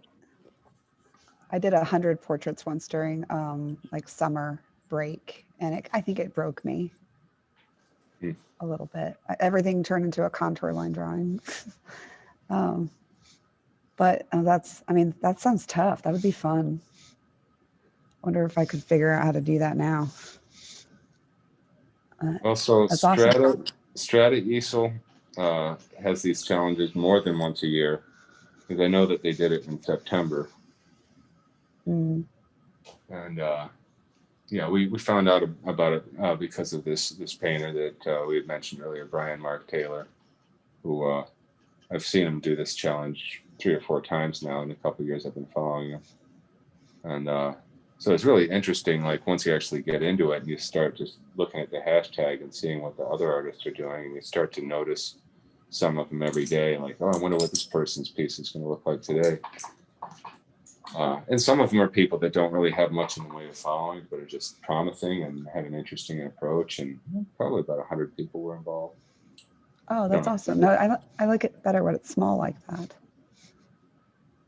I don't know how many made it to the finish line. Well, it sounds also like like the ink drawing for October. Oh yes, Inktober, yeah. Yeah. My friends have done that every single time, and I think I trail off on like day 5. And I mean, they don't even like prepare; they just do it. You know, they're like, "Oh no, these are the rules. I'm doing it," and you know that takes so much dedication.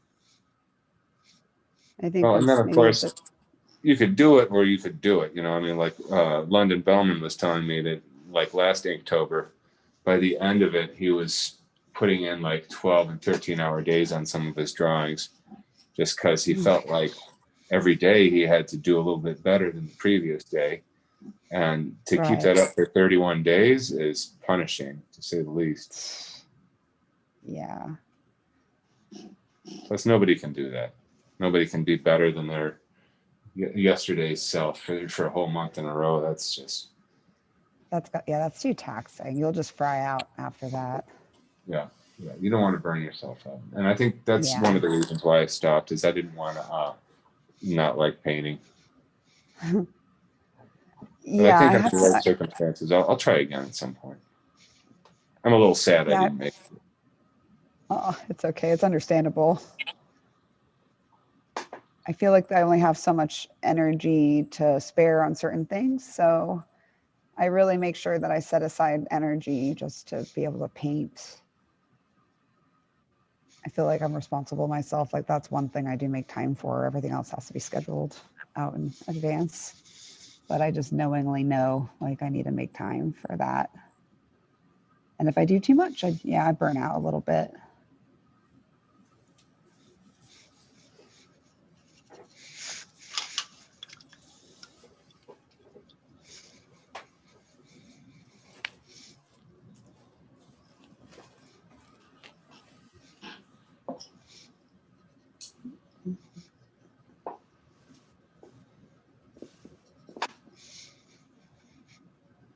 Yeah, this sea star is actually quite tricky to make it look like it's actually fully painted and finished. I'll get it though. Sometimes I just like I'm doing right now, I just take the side of my brush and I just texture. Yeah. And it's loosey enough, and it gets some weird shapes, you know, of that direct center impact, and then like the weird cupping fan of the needles or of the brushes around it, or the little bristles around it. Like you can just find that one shape and then continue it. Sometimes that's just like the best texture in the world. Like a teeny tiny little stamp pad. Mm-hmm. Yeah. I think, that's like 99% of like any like little octopus textures that I do, and I just find myself murdering my brushes, you know, merrily. Yeah, it's like the Bob Ross tree texture. Yeah, exactly. Like, oh, just happy little textures.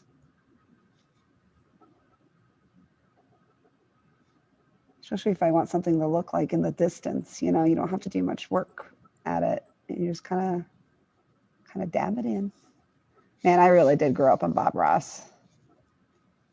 So here's a question. What would you think about needle groups that were done like that? Like Bob Ross Oof. tree foliage needle groups. Just have a little bit of that randomness to them, like making a 27 round and having a needle jig that like forces them into this sort of organic clustering. That would be a whole, wow. That'd be like a whole different hand gesture. Maybe you'd work like a pointillist. Dab, dab, dab, dab, dab. Oh yeah. Oh yeah. Or maybe not. Or if you had that in a magnum formation and you just worked your mag circles in the skin, you'd have certain holidays that pop up where you don't intend. Yep. That would form the unintentional texture that you're looking for. Yeah. Well, just like when you save an old brush because you like the kind of, you know, texture that it gives you, because, you know, like this is a newer brush, but you know, let's say I was doing moss on this. I've got like a moss brush, you know, just because it's got the perfect bristliness to it, and I can kind of go dab, dab, dab, and I'll get a perfect mossy texture. Oh yeah, all my brushes have a slant to them because of the dab, and I love it. Yeah, I wonder in needle form though. Yeah, I mean, it would be a little bit of time saver, but then you wouldn't have that randomness and that chaos. You would have like that same texture, maybe. I don't know. I'm gonna think about that all week.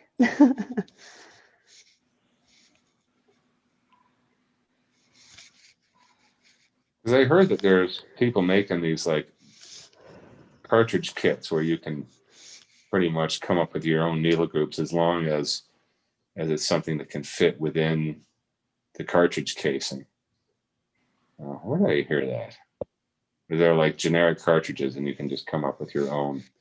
You know, like you've got a large round, a small round, you know, a large mag, small mag, and, you know, then if you want to do a triple stack mag or whatever, anything that'll actually fit in those. Because people have gotten away from making their own needles, and of course I can't blame them. Yeah. But then you think of something like that and you're like, man, that would be cool to try. Yeah, I mean, I've watched Tabori enough to know it's like, it's really just about the needles going in the skin the right way. And we make pretty things out of marks.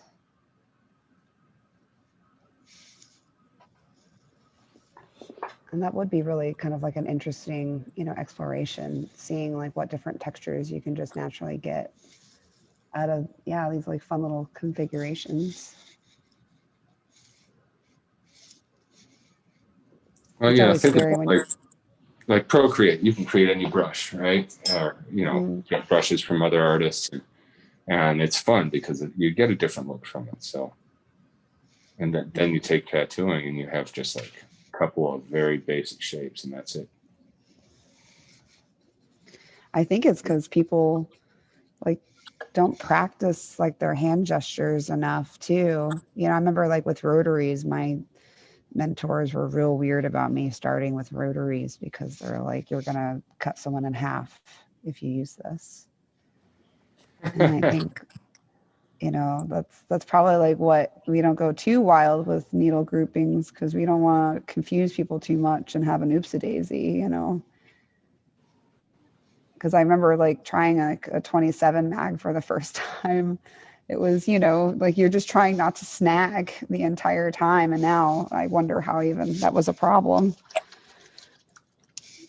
But it was definitely like, I learned that I had to adjust, you know, myself and my hand gestures, like, and my pace and. Yeah, the pace and rhythm have to be much more measured with those bigger mags, I think. Mm-hmm. Oh yeah. Now I just listen to metal all day and just keep the rhythm going. Yeah, it was actually Nick that got me using bigger mags. I was like pretty stubborn about it. Oh, nice. But yeah, anytime we collaborate, you get out like the 27 and it's like, man, that looks so nice. I don't use the really huge mags that much, but you know, certain gradients, you just can't duplicate the same look with a smaller magnum. Yeah. Yeah. I remember the first time using a 23 mag on a rose, and I just felt like doors just opened up. I'm like, I've been doing this all wrong the entire time. I've been trying to get all these little details, and I should have just loosened up and get these nice flat planes, you know, of color, just blending really nicely together. And it was just a hand gesture that I had to get used to, just how I moved it around. And then after that, I was just kind of set.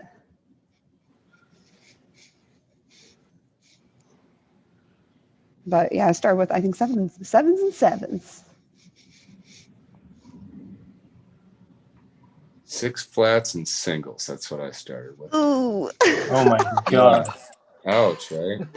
Oh. Oh goodness. man. Thank goodness my boss was down with going to conventions, because within the first year I got to learn about other things. Yeah, plus conventions. I remember 15 mags were like the biggest thing all my coworkers had. And then I forget who I was with, but they were like, look, I can do hair with a 23 mag. And I was like, oh, I can do that. But, oh man, yeah, bless conventions for just being what they were. I can vaguely remember them. Oh, how did we do that? Everyone keeps asking me if I'm going to all these shows. I'm like, no, what? No. Why would I do that? It's not time yet. We need to get in gigantic rooms full of people as soon as possible. Yeah, no. I'm cool with not doing that, you know. Yeah, like why aren't you standing for something? I'm like, no, this is not a time for gatherings yet for me personally. But I don't really know how I even dealt with some of that too. It's just the extroversion. I think my last couple of years, everyone could see that I was just getting a little tired of it. So this was just kind of, yeah, it's like it was a well-needed break from it. But I am excited about a little bit more of the, you know, I literally did Hell City for my first time, and then COVID. So I'm already signed up for 2022, and I'm really excited if that happens.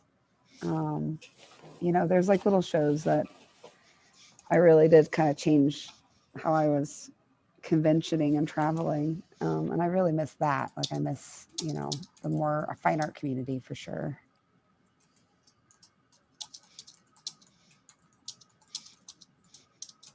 Just seeing people in person is, I mean, what a thing, right?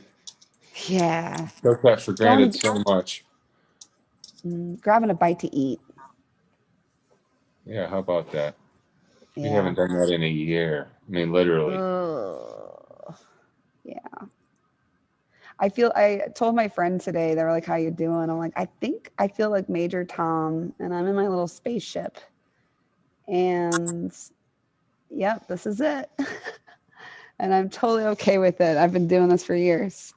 But now it's like more of a realization, like, oh no, I am. Like, it's like an apocalyptic movie, you know, where everyone's dead and then you're in a little spaceship, you know. And I've just gotten very used to that. So I kind of see how, like, you know, how it goes, like with everyone getting back together. Yeah, it's hard to imagine it being the same as it used to be ever.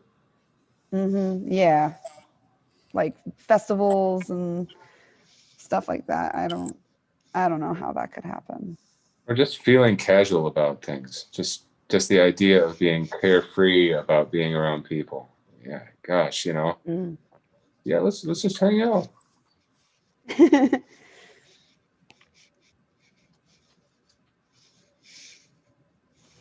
I think it'll come back, but it's going to have to skip a generation.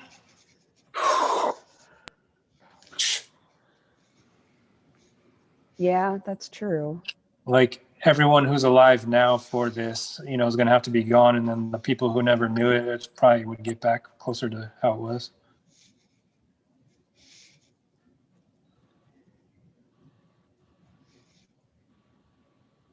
Yeah, I think our communities will get a little bit more smaller. Your friend groups will get like more tight knit. There'll be more online stuff. And then, yeah, I think it will be the next generation that wants the problem solved, you know. But then again, I mean, didn't our grandparents go through polio? And I mean, they're all kind of distant and racist. So, I mean, we can kind of see if we could just try not to turn to that. But Yeah. I mean, they kind of like got used to things. I say that with hesitation, actually. I'm like, oh, well, yeah, my grandparents were social, kind of. And they went through some shit. I think, honestly, it's going to be like Ready Player One with this new headset. I'm getting involved now because I want to see. I'm a true gamer. So I'm just so curious. I just got to see what's up. And then after I played with it, my friend Nico from Tulsa, what was it, Gabe? Tulsa? He Tulsa. He came down and he was giddy himself. He's like, okay, put this on. And I was trapped. I was fixated for 2 hours. And, you know, I drew him a couple of things he could walk through, and I got to plan out like so much. And I just had so much fun with that drawing app. I mean, I think it really is kind of the future, because they're even making just really cool meeting places. And I think they'll probably like expand with like, ooh, choose your avatar, you know. I just want to be an orc, you know, killing robots with my dad. I think that'd be pretty cool. Hey, Nick, we've got another question here from Johnny Boy. Is Nick doing any more studio art shows? After the pandemic, sure. Yeah, we're just not having groups, you know, large groups in our tattoo studio, if that's what he's talking about. Yeah. Mm-hmm. Yeah, just trying to avoid large groups of people in our studio, and how to manage that gets really tricky, and it's just easier just to not take any chances. So for now, unfortunately, no, you know, group art shows in our studio. Yeah. Assuming that's what he means.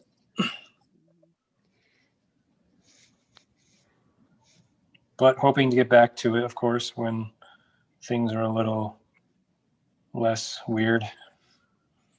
I feel you.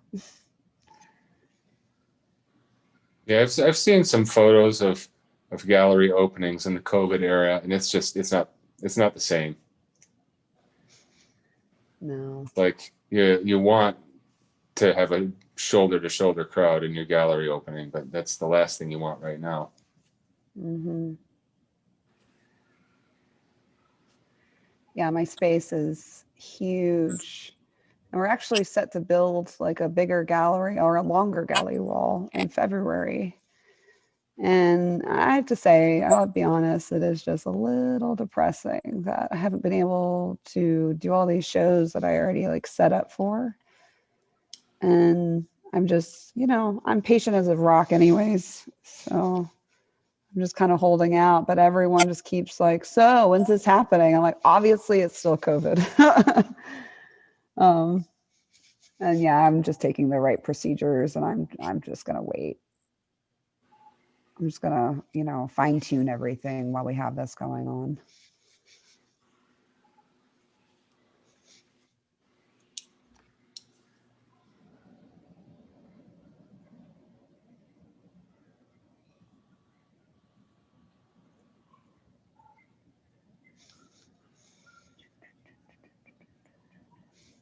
Is there anybody else who's on our Zoom call who didn't get a chance to get spotlighted this last time, or did I get everybody?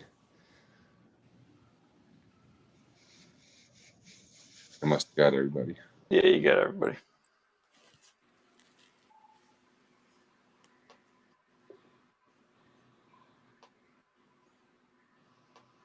Well, as for my painting right here, I've just been going back through little picky little details and things I wanted to touch up at the end, and once everything was in. So now I'm just kind of going through and getting picky little details that were bugging me from before, and that's pretty much it for the Alla Prima still life.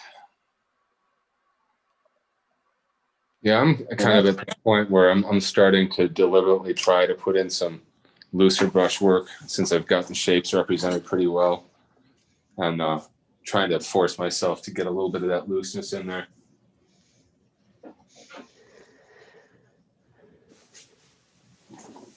Oh yeah, that's lovely, Nick. I love those textures in the rose there. The little thanks. pattern you have. Yeah, those are nice.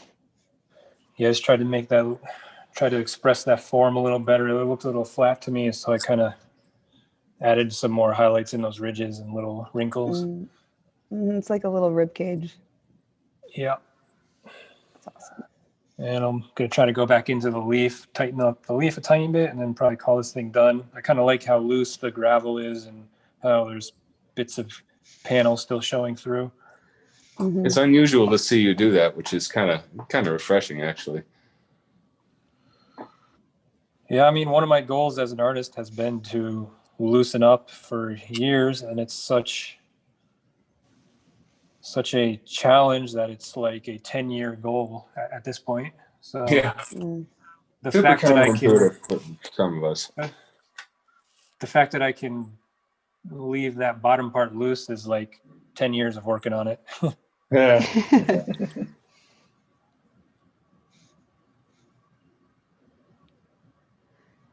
I'm like finding myself trying to loosen this painting up even now before I call it quits. I'm like, okay, a little here, a little here. There's this album cover guy, Dan Seagrave, and he used to do album covers back when I did, way long ago. And he posted these little paintings recently that I thought they were really neat. And he was like, yeah, these are all way too tight. I don't like how overly developed I took them. So then he posted a series of videos after that of him coming back in and re-loosening them. It was pretty interesting. It was just demolishing so much of the detail and so many of the sharp edges, but they were way more compelling paintings afterwards. Oh, that's awesome. Isn't it like Frank Miller, who will like do and compose an entire scene of a comic book page and then go back with a black marker and just really super focus on like key elements of his design? You know, it's like the whole Sin City Chronicles. Oh, right. Yeah. Just the high contrast simplification. It's kind of like that. Just like pinpoint what you really kind of want to just get across and then call it done and just leave it. So it's definitely a little bit more striking.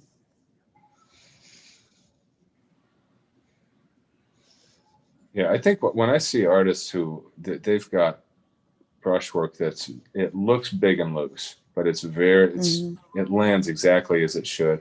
You know, of course, I would wonder, you know, how much did they labor over that? Because sometimes when it's done just right, you wouldn't think that much time went into it all. And are you familiar with Lucian Freud? Yes. I'll write it down. I will. Okay, well, he was Sigmund Freud's grandson, and his paintings look like he just did them, you know, with a big brush, just carved it out of the loose paint in one session. But then I read an interview with somebody that sat for a painting with him. It was an 8-month process. You would never think that looking at it, because it just doesn't, you know, it looks effortless. Right. But I guess that's the whole point, right? Is you put in so much effort that it looks effortless. Each brush stroke, he cleans the brush and then loads the paint up and says, okay, I want the gradient to go from pink to tan in this direction across the front of the brush. And he loads it, makes that one brush stroke, cleans it again. Every stroke matters.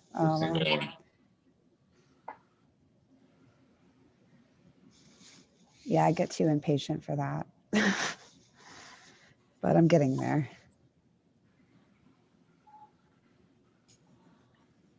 I'm just trying to find the right combination.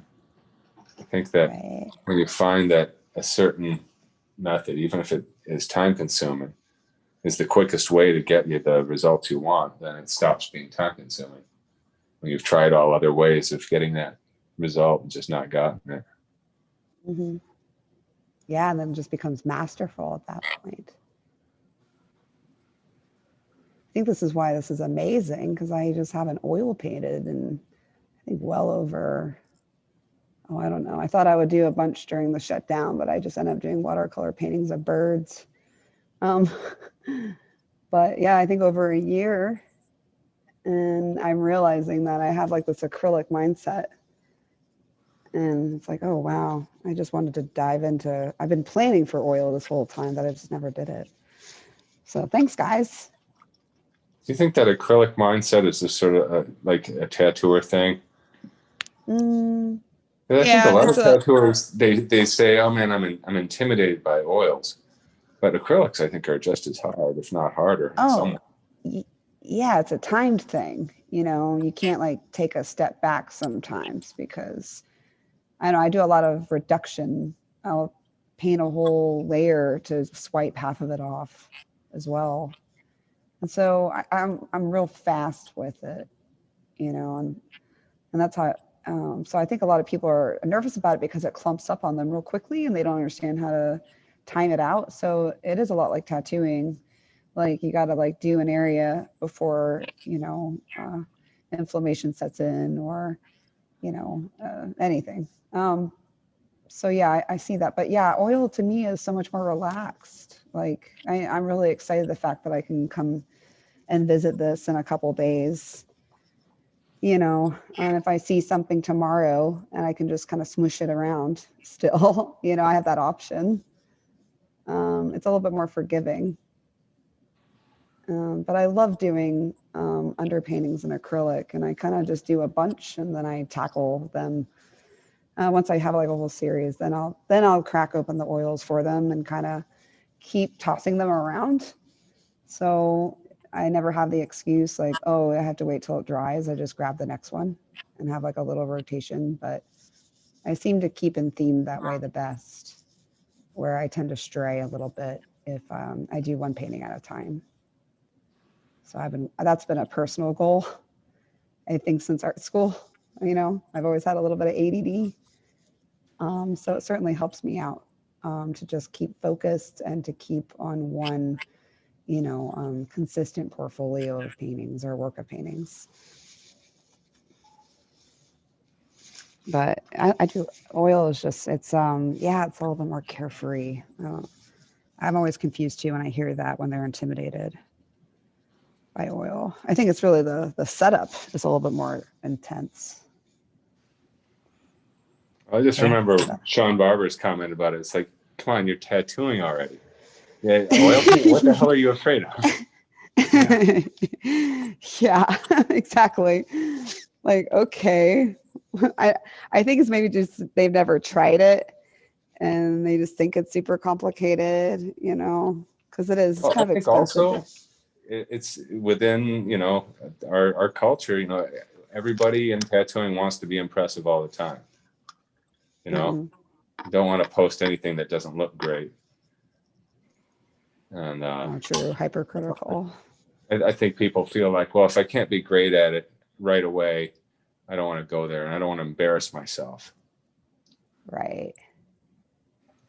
Yeah, you can't have that.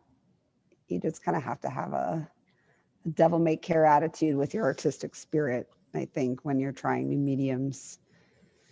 You know, it's I think especially in our industry, because I do have a little bit of perspective from the fine art scene, and tattooers do surprise me sometimes with how tough we are, how, like, you know, I guess reasonably or sometimes unreasonably like shy and introverted and or worried not to impress we can be, and the lengths that we'll go to, you know, find comfort in our ways by being away. Or I'm overly positive at conventions. That's how I deal with it. Like, when I come home, I'm finally like, oh, I can breathe. Okay, thank gosh. But at conventions, I'm like, yep, everything's great. Working. This is wonderful. Okay, bye-bye. You know, real sweet and short, and I can carry on. But I know so many guys that just try to be tough because they don't want to be embarrassed. And I know art's like playing in the sandbox. It's like we're discovering stuff because we have that talent or we have that skill and we know how to discover. So I think we should, if we can. And yeah, tattooing is so much more scarier. Geez. But I'm always like, art is fun. Everyone can do it. Bob Ross. So Nick, are you just about ready to close up the official stream, or? Yeah, I am. I'm gonna add a few little bubbles here, and this one will be done. So maybe like 5 minutes or so. Yeah, I'm pretty close myself.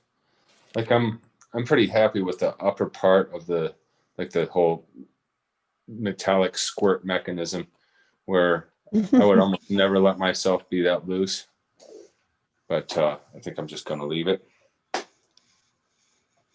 And I never really nailed the color, the creaminess of the starfish, the sea star. Sea star. But the echinoderm. But I just don't know if I'm gonna. Oh, I don't want to overwork it, right?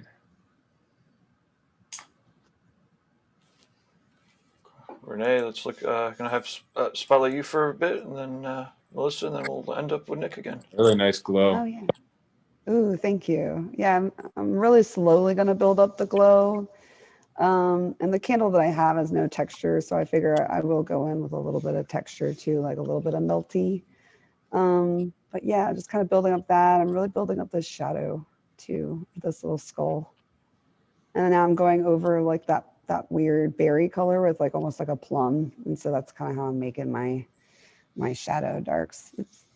And yeah, and I'm really liking it so far. I've been really, really loose with the lavender and I'm really liking that. Like I think I might just kind of go in and dot in some darker points because I think tomorrow, like I'll really put a lot of highlights on these guys here coming from the candle.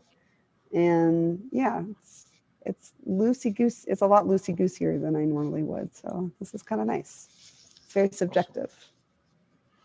Awesome. And let's, Melissa, you're now spotlighted. We have an hour like. I'm still here.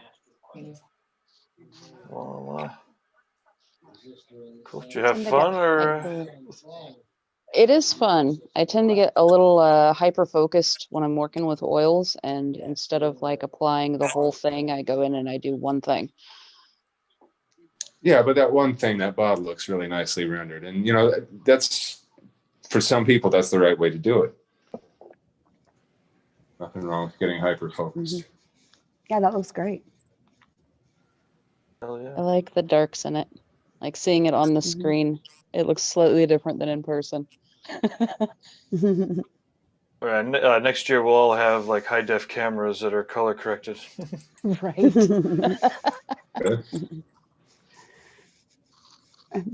They'll automatically just hover where we want them to, I hope. Little mini drones. Oh, please. Yeah. I mean, the ones that aren't swarming us. Oh, God.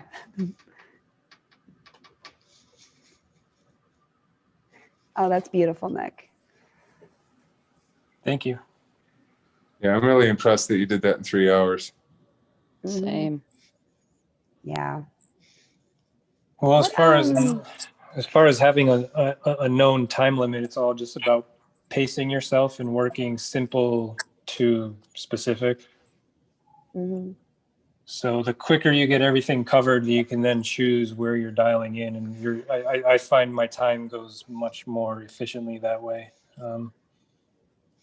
When I have a known time limit. When I don't have a known time limit, I could do what Melissa was doing and just dial in one area and come back to other areas later. Kind of like very much like tattooing.